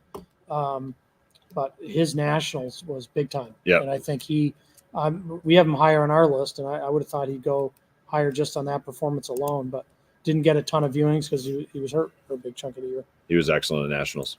Yep. Excellent. Another kid whose game's going to translate. Yes. At the next level. All right. Murph, this is your guy. I'll throw it to you. Who? Loic Nasruddin. What is he, man? Oh, yeah. I like him a lot. Number 55. Yeah, he was not on our. He Or was not on our 56. list, and Murph texted me like 7 times. Called To my make sure he was on the voicemails. list. Yeah. He's really sturdy, really strong. Again, good at both blue lines. He stops the rush at or before his blue. He just had his way with people in the corner. He's built like Ray Bourque was built. I'm not saying he's Ray Bourque. Let me be very clear. Gets pucks to the net. He was kind of the heart and soul of that 15 Stars team. And he's a player. He has, I think, a ton of upside, plays the right way, and he loves contact. So congratulations to him. And I did text you. Love him. See how I knew the number? He's like actually 50, 56. But 56. you're I close said enough. that. I knew I was You close. corrected I was close. yourself. I can see him. He's a really good player. Xavier Wendt, right? Yeah, Xavier Wendt. I'm not a goalie guy. I don't claim to be, but going into NTDP camp, we kind of looked at him as the lock, and then everyone else was trying out for the other spot. And later, he was not a lock. But this kid's been very consistent. He's been good for years. Been good for a long time. Yeah, and he was the backbone of that Shattuck team. I mean, Shattuck was good. They were deep. Youth Olympics. Youth Olympics. He was the starter. So yeah, that's he's under 6 feet. Yeah, he doesn't have that. Highly athletic though. He's got a quick glove. He's good. Next up for Chicago, Alex Telfair. This kid is a top 10 QMJHL draft prospect. Just saw him at the Q Cup. Plays for the heralded Lac St. Louis Lions. Really soft hands, smooth skater, two-way defenseman. Kind of quarterbacks the power play, and very confident with the puck. I believe his brother plays for Penn State. I'm not positive on that, but I think that's the case. And I've heard there's a lot of NCAA coaches sniffing around on him. So again, if they can get him, I don't know if he'll come, but if he does come in the 9th round, this is a kid who, draft grade wise, he's a first, second round talent. Nicholas Nelson, Monticello, the Moose. I don't remember him. Hold on. At least at the bantam level. He's a sturdy, shutdown, physical defenseman.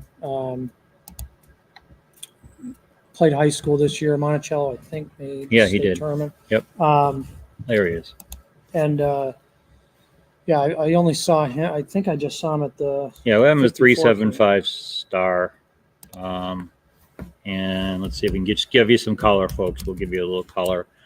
Sturdy, stands out with his accurate passing, facilitates smooth transitions. This is from the USHL showcase, by the way. So this is just one of the reports we have on him. He's got decent speed, probably an area he can improve, but he reads plays well. and he times his transition passes. He bumps it. He doesn't dust it off. But he's a strong defensive presence with definitely some offensive upside. So that's some color. Youngstown takes Sean Miller. It's another player taken from the Gulls. I think that's their 6 or 7 so far. He's a late birthday. He's a December. You like him, Ian? At Nationals. I like him. Yeah, I've liked him. He was with Vengeance last year, wasn't he? In Nationals with. Okay. He's from Wexford, PA, so that makes sense. He's got a good quick stick. He's still light, but he's not afraid. He goes to the front of the net. Yep. He can score. He's a kid at the beginning of the year I thought would be a 40-man camp kid for sure. Late birthday. He's got time to fill out. I would imagine he's staying with the Gulls. But he's always around the net, very quick stick. He's good on the mid wall and the power play. He can walk in and he can rip it, and he can find the Royal Road pass to the weak side. He's a kid. I like him a lot. He sets things up. Really do. He moves to spots to set up his next play. No. He's over a point a game this year for the Gulls. All right, Cole Anderson. Who's next? Cole Anderson. He's a kid that made a real impression on me at 54-man camp. Moves pucks on the stick. He's not somebody that just kind of throws it in the general direction. His head is up. He makes a direct, firm first pass. Yep. I thought he was excellent there. He was a late berth here. And when I told, again, Sunday, our director in Minnesota, that I really liked him, he said this is like an average version of Cole Anderson. He said he's better than how he's playing here. I hadn't seen him before, so I think he's got real maturity to his game. And for a kid who didn't play high school, he played Bantam AA. For him to have that kind of maturity and make high percentage plays, make smart passes, says a lot about the kind of kid he is. Yep, got a complete game. Blend of shutdown defensive abilities and nice offensive skill. He was a high grade in the Minnesota Bantam State Tournament and was their best defenseman, Osseo Maple Grove. So yeah, he played on the Maple Grove team that was Sammy Nelson. Yep. And I think they lost in the semifinals, I think, of the Minnesota, I think. Don't quote me on that, but no, they had a good team. Just saying to say they were a good team. This is a semifinal report. So yeah, right shot D. Power play QB. So yeah, one thing we talked about earlier was this year, usually for Minnesota Bantams, teams are reluctant to take those guys. They don't know how their game's going to translate. They're playing against 09s and 2010s. But this year at National Camp, Wyatt Cullen, Sammy Nelson, two of the best kids out of Bantam AA. We've seen, 2, 3, or 4 Bantam AA kids taken here. So I don't think teams are afraid anymore. I was going to ask that if the success that the national team had getting some of the best players in Minnesota impacts the rest of the league, and obviously seems like it is. So, got Noah Keys, Oakland Grizzlies. Yeah, Noah Keys goes to Omaha. It's not surprising. Omaha's traded up. Their top scout is an Ontario guy, and this guy, I was sitting next to him at OHL Cup, which Noah Keys played on that. Keep mentioning that TPH team. But this is a kid with size, strength. He can protect pucks. He's good up and down on the wall. He can play center or wing. He's got a pretty hard shot, and he can get it off with people on top of him. So he plays a brand of hockey that Omaha fans will appreciate. And as a kid who's trending towards the end of the year. Another Gulls kid. Yeah, Sioux City to Dylan Dean. It's another guy. We've talked about him as being kind of a sleeper pick in this draft. He's a kid who he hasn't put it all together yet. Minnesota kid who is playing for the Gulls. But if you just break down the individual skill sets, this kid's got a lot of tools. He's got real jam. Real compete. He's heavy. He finishes his checks. He's always around the net. He's not afraid just to hit somebody just because. Every time I see Dylan Dean play, I like him more. Honestly, every time. Yeah. He's just one of those. He got kids. a B+ at the New York State tournament, which is like an A+, right. as we've talked about. So Russ is the toughest grader. By far. Marlon might be the toughest. Marlon's tough too. Yeah. But Marlon doesn't think anyone deserves it. But he didn't. According to the report, and this is a very recent report, he didn't. It wasn't like he was a player that was sort of understated on that team. must have come pretty hard at the end of the year, like you guys are saying. So well, nationals. He impacts it. He doesn't need to be on the score sheet to impact the game. Yeah, that's and he can distract his opponents. He's very like I love watching him play. And Omaha back on the clock here.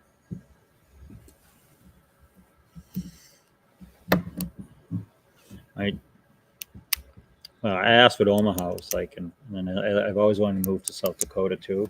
But then the guys at USHL were telling me about I think they call it the Falcon, the wind.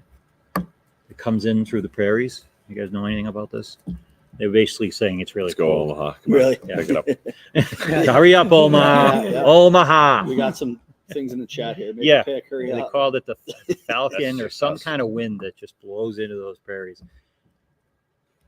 North Dakota's like that. I like North Dakota though. So Ian, as a longtime pro hockey player, if the He's kids a that are pro. sitting there on their computers and their name hasn't been called yet, what would be your advice to kids that are anxious right now? My advice would be stop watching, go train, go shoot some pucks. Yeah. Go lift some weights, work on your core, work on your legs and your ass. Everybody has different goals. What's your goal? Do you use this as motivation?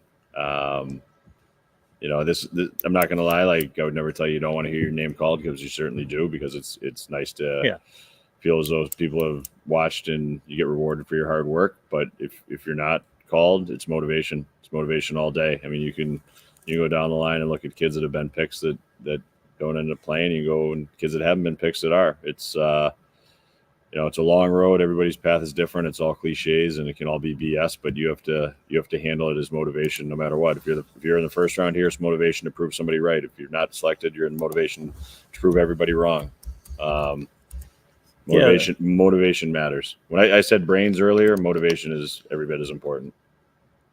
So. And the USHL guys do a great job, but there are some players that don't get drafted, but then they end up in the league. They work their way there. But it happens in NHL. Yeah, same thing. same NHL thing. is phenomenal scouts, and there's misses. It happens. How bad do you want it? How badly can you prove somebody right or wrong? So Omaha has taken Brock Cheslock, younger brother of what's the older brother's name? Committed to St. Thomas. Chase. This kid's a player. Had a very good top 54 Amazing. camp. Comes out of Rogers High School. Played alongside Cole Bumgardner, who we talked about earlier as a tender. He was a little underrated going into later in the year, but he's really stood out. Strong on pucks, really hard in the corners, protects it well. He's got good edges. He can ride his edges to the net. He's got a hard shot and really competes. Really like this player. He's a good fit for that team, for the league. He's going to be an excellent college hockey player. Tri-City next, 132, Nolan Descosi. This kid who's gotten better and better as the year's gone on. Big, strong kid, puts his shoulder down, drives to the net. Murphy, you love this kid if you see him play. I don't know him well, no. He is your wheelhouse of driving the net and taking everything off the puck. Oh, does this goes in the corner? He goes I love hard. that. He Everybody finishes gets checks. He's good on the wall, defensive zone. He knows when to get it out. He knows how to find the weak side deactivating. He really had a good second half of the year, in my opinion. I thought at Nationals, I thought he was really good. I saw him last weekend, Mr. Bellotta, and I saw him at New England Regionals. I thought he was very good there. He took it very seriously, like it was a tryout. He didn't expect that he was going to make it to national camp just because he was at BK. He worked his butt off. He drove the net hard, stopped on rebounds, all the stuff you love. He does it. He's a Murph player right there. He was ranked around 200 in our midterm, and we bumped him up to 127 in our final, and he went 132. So right around where we had him, but kid who made a big jump. You'd be a fan, Murph, without a doubt. I am now. He's not a woo. I'm a fan of the next kid. Yeah, Murph's a big fan of A big fan of the next kid. Is this a woo? Goryachev. This kid's a woo. high IQ and high skill from Muskegon here. Played for played for Motorhead, and they won back to the Blue Ox, which is a big deal. Okay, this is high level hockey. He scored an overtime goal that was a give and go with one of the Cullens. And the way he set the whole thing up coming off the half wall was extraordinary. And then he made a quick move. He made it look like he was going to go around the net on his backhand. So the defender's stick moved to defend him, goal line extended, and he pulled it back, and he just popped it into the top of the net. That was just one of the things he did.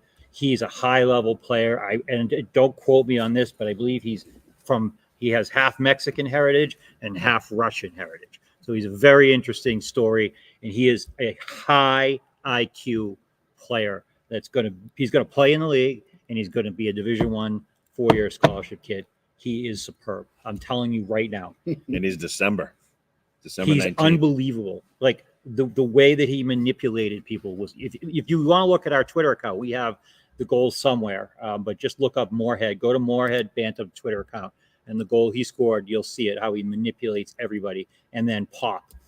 And by the way, the great thing about Minnesota.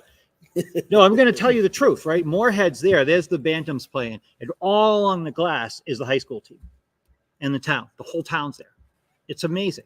And these kids are 14, 15 years old. And all of these older kids that they want to be desperately are there cheering them on by name. That's cool. That's the state of hockey. Next up, we'll return to the state of hockey. State of hockey. Keep going. Yep. Rennick Henriksen, another younger brother prospect here. He was good at nationals. I think we're going to have him as like a B+ in our final report. But he's not a feature point of that team. But when he went to 54 camp and he played with, got away from, that team and played, with strangers, he really elevated his game. Sometimes you can, I don't want to say buried because he's a top 6 guy for them, but on some of these he's another talented December. teams, Is December 17th. He's young. You can get buried a little bit, and he really, he's lighter on his feet. He's added quickness. He's added agility. He's somebody that isn't afraid to go after pucks and battle.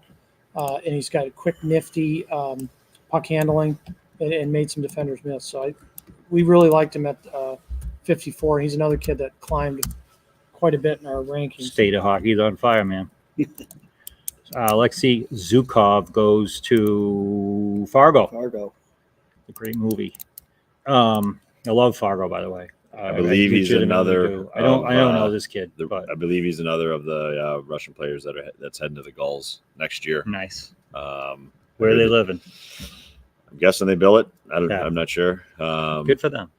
But he's another kid, highly skilled. He did really well at their World Selects. Yep. Makes plays. So I mean, earlier today he's another name that I got that was going to be a draft pick. Quinnipiac, Russia. No. So, but he's highly skilled. We have a star rating on him. So somebody saw him. It's 4.25. Wow. He can play. So somebody saw him. We just don't. I don't see a report in here, but this is probably an accurate star rating. We also have him as a 22.08. He's really young. But so that's probably about accurate. 4.25. But anyways, on the Henrik, because we're waiting for Omaha here to start the 10th round. Henriksen, when we were saying how he improved, he went from 245th ranked in our midterm to 112. So nice. Over a 100-point jump. All right. Well, I guess before we get into the 10th round here, we'll let you guys take a little bit of a break. We got one more video from ECAC RPI head coach Dave Smith. Dave Smith has developed a long coaching career at the Division I level, and he values the role of the USHL players and the role that they can play in his program and across the college game. So I think we got a quick 50-second video. We'll take a break, and we'll be back for the 10th round. Hi, my name is Dave Smith, and I'm the head coach with RPI Hockey. The USHL players bring a valuable set of skills and experiences that contribute to our culture both on and off the ice at RPI. On the ice, their competitive edge and high level of play pushes everybody to perform at their very best. Off the ice, their dedication, discipline, and leadership qualities align perfectly with our core values of integrity, discipline, family, and commitment. Additionally, their experience in the USHL prepares them for the rigors of Division I hockey and helps them adapt very quickly to our program's expectations and standards. Overall, USHL players play a vital role in shaping the culture of excellence and teamwork that defines RPI hockey.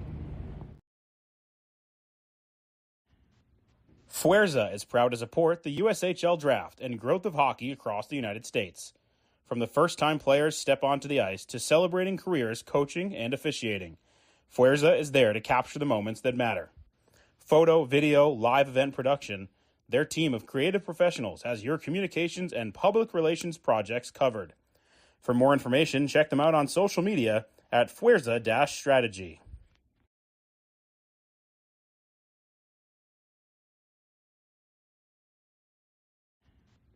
Fuerza is proud to support the USHL Draft and growth of hockey across the United States. From the first time players step onto the ice to celebrating careers coaching and officiating, Fuerza is there to capture the moments that matter. Photo, video, live event production, their team of creative professionals has your communications and public relations projects covered. For more information, check them out on social media at Fuerza-Strategy.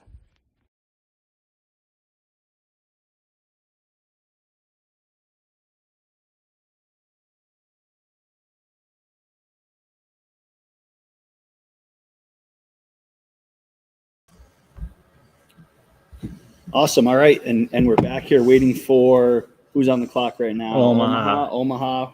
Start of the 10th round, 138th pick. Any names you're thinking of? Yeah, do you guys think some teams take some flyers here, or some kids that are off the board? Or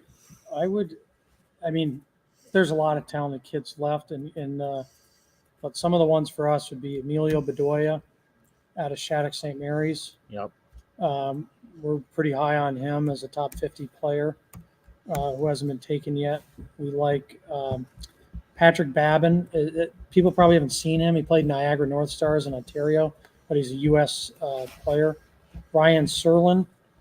We really liked him at Nationals out of the Rockets. And surprised not to see him go yet. I could see him. Avery Anstis is someone we really liked. We had him at 52, but he signed with Kitchener today in the OHL, so that makes sense. Yeah, that was today, right? Yeah. Yegor Kim was someone that Murph really loves out of Cleveland Barons. He's the fastest kid I've seen all year. He can really score. Brady Sloper. Max Bjorkman out of Nashville Junior Predators. I'm just going down our list here. See some. Sully Martin. Yep. Sully Martin. Colin Feely. Yep. Really like Colin Feely. I think he's got real upside. So if we're saying your name and you don't get taken, we like your game, and this is just off the cuff here. Yeah. Cameron Hodgson. He's Ontario, but he played Culver this year. Yep. How about some of the kids from Sioux Falls Power? They're well coached. Yep. She does a great job. Yep. They're detailed. They understand how to play. These would be the perfect time to take someone late like that who knows how to play and competing brains. Matt Ports, that's what they do. What's that? Matt Ports, who we really liked. Oh, I love Ports. He plays his butt off. Yeah. We were big on him. Yep. Alex Smith out of Carolina. I'd be interested to see. I had a chance to see the player a little bit. Tyler Rokas with Hotchkiss School, and I think he was at New England District now. He was excellent. He's an athletic defenseman that has NHL potential. I thought he looks. And he missed a lot of the year with an injury at Hotchkiss, so yep. I wouldn't be surprised to see him go in the 10th round by a team. Yep. He looked really fluid last week. Yeah, Logan Smith is a favorite on this panel. I'll tell you right now, Logan Smith at Okanagan might be my favorite defenseman I've seen all year. He's a little bugger. I know his older brother's about 6'2". I saw him playing at a tournament earlier in the year. I walked in, he walked the blue line, put a shot high up under the bar, and he had my attention. He had me at hello. I think this kid has all the upside in the world. I think he's a December birthday too. I think he's late. Yep, and he is. You're right on that. If you're going small guys, Chase Trumpeter out of Pitt Penn's Elite. He was excellent this year. So there's a lot. There's a lot of really good players that haven't been selected yet, which means there's no shame in that. Yep. Motivation. You just keep working. Motivation. A lot of Minnesota kids, it feels like, huh? Especially at the Bantam level, which for your league which for the USHL is good news, because they, I don't think they would take a Minnesota kid without feeling it out a little bit. Yeah. Sometimes those kids get into high school and they're not going to move until after their senior year, but that's okay. Management pays attention to the affiliate list now, and those are kids that might be a few years away because they're late birthdays or they're just a little bit not as developed. Not ready yet. Yeah, and in 2 years they could be real players. And what's impressive too is that at NTDP this year, there was, what do we have, 12 Minnesota kids? Yeah. So usually that would mean there wouldn't be as many in this draft because a lot signed with the program, but the depth is the high-level players across this country. There's not no one area has a lock on high-end players. Yeah. But what Minnesota has is the depth. Their second, third, fourth lines on these high school teams are very strong. I think that's it's hard to play. You hear people talk about Minnesota a lot, and they do have obviously state of hockey, but there's elite. You're seeing kids today that are coming from Arizona, Texas, Northeast U.S., California. A lot of Canadian there's players. No, Latvia, Kazakhstan, Russia. And a lot of Canadians. So All right. I think what Minnesota has is the depth. We got some picks in. This one might have been a flyer in people's opinion. First pick of the 10th round, 136th overall. Omaha took Braden Hughes, Detroit Little Caesars. Gotta love it. Yep. Kid's got great hair. Let's start there. He intimidates the hell out of kids. He's maybe the most physical defenseman in the country. He's physical in warmups. That's an Omaha player, right? Yeah, he is 100%. Absolutely. And he, when he went to play in November at the Whitby Silver Stick, our Ontario guys were like, "Who is this kid?" They were all over this guy. They love the way he plays, his compete level, really tough. He literally runs into his teammates in warmups. Cedar Rapids with Nassim Faria. This is a skilled, really smart player on that Toronto Junior Canadians. They had like 6 or 7 forwards that were pretty high end. He's a undersized puck moving defenseman. Got him mixed up with another guy on that team that Cedar Rapids takes. He played alongside the kid who was drafted early, Jacob Zhu, and he was kind of a good compliment to him because Zhu's a big, heavy shot, and Ferry is like a kind of a puck moving, although he can step up and hit you too, but more known for his puck moving. Next up, Des Moines, Evan Hazelberg out of Phoenix Coyotes Junior 15 is a goaltender. I think he's a right-catching goaltender. Don't quote me on that. I don't know a lot about him, if I'm being honest. I did not see the Coyotes. I don't think we have reports on him. I don't remember seeing him anywhere. So it doesn't mean he's not a good player.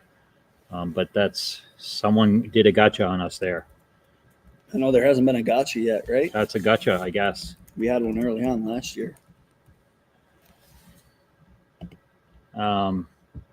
While you guys kind of look, I can move on. The next guy is Evan Hubbard, right? Buffalo Junior Sabres. His good size. When I saw him, I wrote that he's really intriguing. He can skate. He's got some power, some skill. He snaps passes. He's a kind of a low risk, high reward player. Centered their first line and can play in any situation. So I think I would call that a safe pick, a quality pick on a kid that's going to get better and better. Next kid is from somewhere. Vigo. York. Might have another gotcha. Yeah, that's a Euro player for International Chicago. player, yep. The next one, interesting player, Cade Kinnear. Sioux Falls. No, this kid's North Carolina. Yeah, this kid is he was drafted in the OHL draft, put up a huge stat line. He's actually out of Albany, New York, but no one really sees Carolina Premier. We had one report on him from a spring tournament, saying it was the high skill player and he could really shoot the puck. But we kept him out of our list just because we hadn't seen him. One thing we don't do at Neutral Zone is try to pan off on things we don't know. So he's in the system, but this will be his second draft going late. He went late in the OHL draft as well. His stat line's great. He had over 100 points this year. Yep, I saw this kid. Next up, Mason Majewski. Yep. Out of a local kid. Yeah, he got a B plus. Madison Capitals U15, right? Yep. Yeah, good balance. He doesn't have elite next level speed, but he makes up for it with his ability to protect the puck. Sees seams, cross ice, forces defenses into switches. He can get to pucks if he needs to. He leans into people. He understands leverage. Really good along the goal line, extended near the net. He's clever. He sees open players. He was good. And again, we saw him at the NAPHL showcase, and it's an interesting pick for sure. But we had him highly ranked, or graded out in a few reports, not just one. So. Next up, Chicago with Max Brocklehurst, another undersized, high IQ player, December 30, so almost a day away from being a 2009. We got a lot of calls about this kid because he plays on a team that not many people see, the New Hampshire Mountain Kings, and he's another guy that we got mixed up on because he's a Nova Scotia kid. He came down to play for the New Hampshire Kings, but then he got OHL draft status, so we had him in a midterm Q list, but ends up being on the OHL draft. So remember, you drove someplace to see him special. Like you went out of your I did too. Went out of your way. Yeah, we both saw him play once. I walked into a rink and watched a game, and they literally played the game afterwards. And it was about 4 days after you guys went over to see him. And I was like, "Hey, and I mean, guess who's playing?" And he had like 4 or 5 goals and a couple helpers. His stat line's insane he's too. ridiculous. It was the things he were doing were absurd. He's, I'm not like a big, because Mites can do Michigan, but he scored a Michigan where it was just fluid. It was like his fourth goal. The puck is on a string with him. Oh, it's on like, absolutely. Rick Nett's got 53 games played, 145 points. He's absurd. Probably didn't count some. High level of skill. Fits right in with Chicago. Yeah. If they can get him, I mean, honestly, I don't know that he's that far away from playing. If he is at 5'9", 5'10" now, I saw him. He looked smaller than that. He looked smaller than that when I saw him, but like he came on the ice for warm-ups, and I was like, "Oh, this has to be the kid," because in warm-ups he was like, "Oh, he's ridiculous." And then the game started, and it was like, him. He could be on like one of those stick handling videos. Oh or yeah, something. for sure. Yeah, like he would be. They had literally just spent hours driving all over to go find him, and I happened to got him on the wrong list. I mean, dumb find him in the rink. When I was there, there were 2 Q teams talking to him outside the locker room. Oh, for sure. He's not in the Q draft. They drove there to watch him, and I was there, and so I was just saying, dumb luck by me. Yeah. Great uniforms, but he's good, right? He was really good. Yeah. Like his one-on-one skills are outstanding. I forgot he was in the mix here. Chicago can, good for you, Max. That team had a couple other pretty good players, but he was by far the best. Oh, he was unbelievably entertaining. It's funny because the Mountain Kings were on the other side, the NA team playing at the same time, and he should have put his shit on and gone over and played for them. Sorry, I swore. Sorry. You said Chip. I said Chip. He should have put his ship on and gone over and played for the Mountain Kings. And it wouldn't surprise me if he plays there next year, to be totally honest. I mean, he's really talented. He's really, really skilled. Yeah. We'll see. Then we got some of the numbers that came in here. So 12 players taken from Shattuck, 7 taken from the goals. And so you were pretty close with 6 or 7 there. So I think 12 with Shattuck's the leader. And then I imagine the goals with 7's probably second best. You know what's interesting? There hasn't been a ton from Chicago Mission. Yeah. Who won the Nationals. Well, they got They had some NTDP, tender. they got Western League, NTDP. Yeah, 3 Western on League. 3 or 4 on NTDP. Plant. Barnett. Barnett. Garcia. Garcia's excellent. Aurelio Garcia those is are really 3. good, Then you yeah. got Calder. Varga is WHL. Schaefer Gordon's WHL. Yeah. Yeah. Okay. So that makes more sense. Yeah. All right. We got Madison on the clock. 10th round, 144th pick. What do you got? What's your bet? Come on. Sully Martin. They like Wisconsin kids. I wouldn't be surprised if they took this kid's name. I look him up. Or the leading scorer for Team Wisconsin this year. Played for it's going to drive me nuts. Played for Chippewa Falls, who I thought was the best team in the state. Struggling on his name.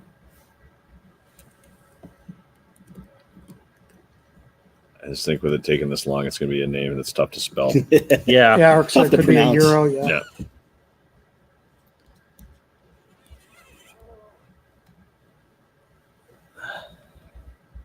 Send a text there to make sure we're not down again. We were sitting here in the dark for we had 25 minutes. Some catching up to do, but we moved. Refresh the screen. We were at the sixth round. Yeah, that was unbelievable.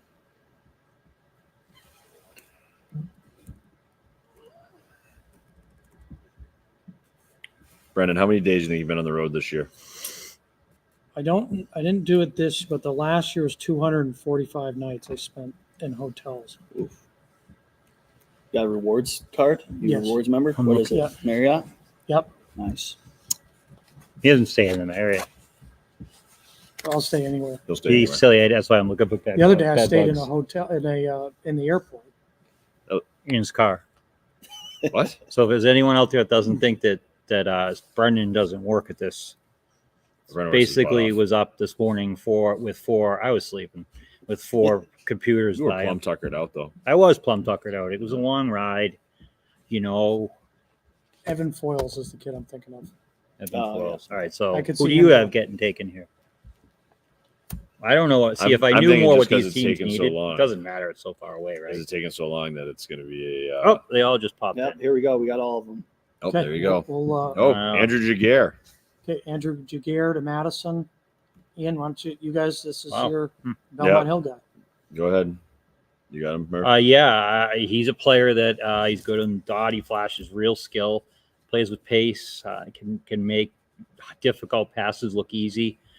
He's improved, and he can really skate. Yeah, He can really this is a good pick because I think again he's another player has a good base to build on.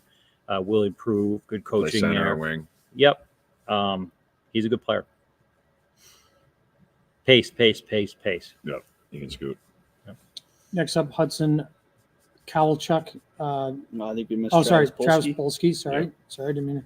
I actually really like Polsky. Big, strong, power forward. Plays on the wing. Tough to play against. Wins puck battles down low. He's got some toughness and some grit to his game. Players seem to bounce off him. Pretty good puck protection. He's got to improve his hands a little bit at pace. But he's a kid who's really hard to take the puck away from.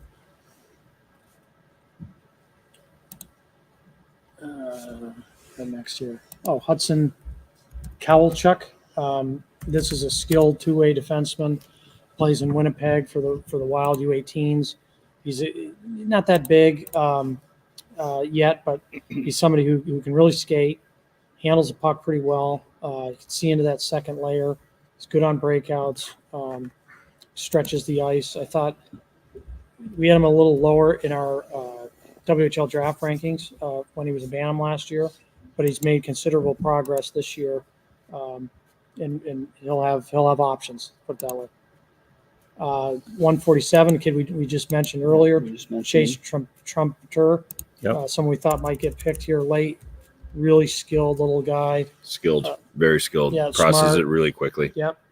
Great anticipation. Absolutely. He came off nationals, I thought, very strong nationals. He creates a lot out of nothing, and he draws comparisons to me to there was the Mooney kid out of Pittsburgh. There was the McKenzie, and then this is like that next little guy who creates he's a lot. super smart and creates. Super smart. You know, he's only them here at 5'4". That actually probably is accurate. If he was 5'10", he'd be, top 3-4 picks. Impossible. Picks. He's impossible to hit. If I remember, really good. This next kid, I don't know. Another international kid. Christian 148 from Muskegon. Resnikov from. Yep, it's not someone we've seen.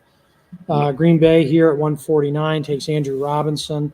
It's another kid off the talented Von Kings. I've mentioned them earlier. They won the GTHL playoffs. He wasn't the featured defenseman on that team. They had, Zach Nyman. They had some really high end on the back end. But this kid's versatile, plays in all situations, kills penalties, blocks shots. He got some power play time. He's a good passer.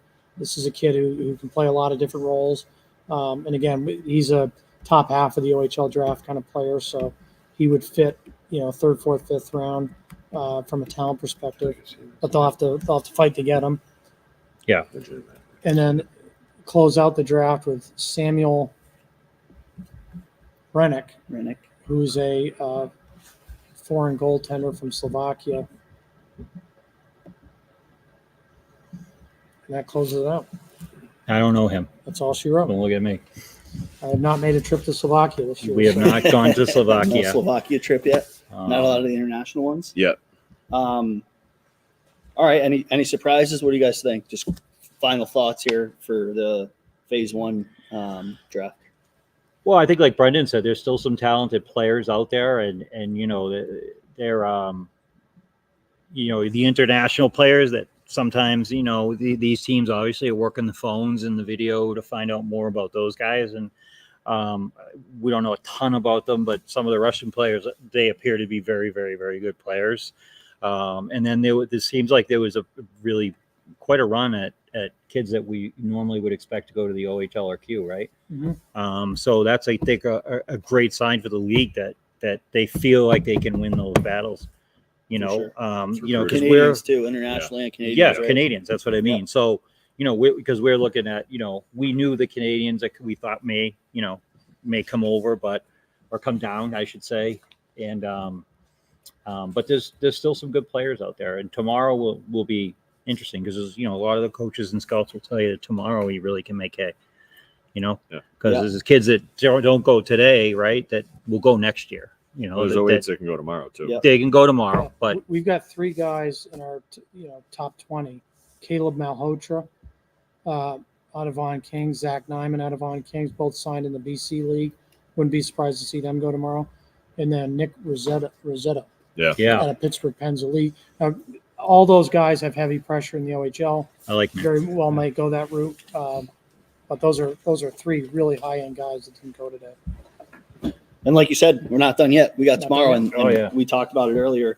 Tomorrow's where you really, get your team needs, right? Right. That's what your team needs now. Right? Today's about the future. Tomorrow's about, the now. here and now. Yeah, exactly. So tomorrow we'll have the 2024 USHL Phase II Draft. That'll begin at 10 a.m. Central, 11 p.m. Eastern. And that'll be, like we said, any junior hockey eligible birth year player from 2004 to 2008. So hopefully we'll see you all here tomorrow. We'll be back tomorrow bright and early, ready to go. And that'll be a nice long day for us, but we're ready for it. So get your rest in, fellas. Yeah, it's going to be a ton of fun. Good job today. And obviously, again, thank you to ECAC Quinnipiac for hosting us. And, Mr. Bellata. Thank you to Mark. Good job. Logan, thank you to the crew. Thank you, Logan. Logan Murphy. All the guys behind the scenes. Yeah, it was great. So we'll see you guys tomorrow. I think we got an outro video for you. And then see you at 10 a.m. Central, 11 Eastern tomorrow. So much history in this league, and there's so much history in the Cup. We were looking at the Cup earlier to see some of the names, players, coaches. It's a great honor. View from the top of the mountain is everything that I thought it would be. And the Indiana Ice are the Clark Cup champions. Green Bay Gamblers, Clark Cup champion time. The Tri-City Storm has won the Clark Cup. Around. Oh, Charlie Shane tried. Now a shot goal. Sioux City wins it. It is Nick Pierre. The Musketeers are the Clark Cup champions. The Sioux City Musketeers are the Clark Cup champions. When you watch those celebrations over the years and some of the teams that have won it and the coaches that have advanced from there and the players that have advanced from there, it's just an amazing accomplishment. And it's part of the building blocks and a body of work for great players to accomplish a league championship. And the Clark Cup is a legendary trophy. Make it to the Clark Cup finals is an amazing accomplishment in and of itself. But to then win the best of 5. Centering Vitor, Grant to Russia. He scores! He scores! Tyler Gratton in overtime, and for the first time in team history, the Chicago Steel are Clark Cup champions. Not only the most difficult trophy to win in all of hockey, but the largest. Many coaches and players that have won that trophy have advanced on to the highest levels of the game. It's a crowning achievement for any USHL team to achieve.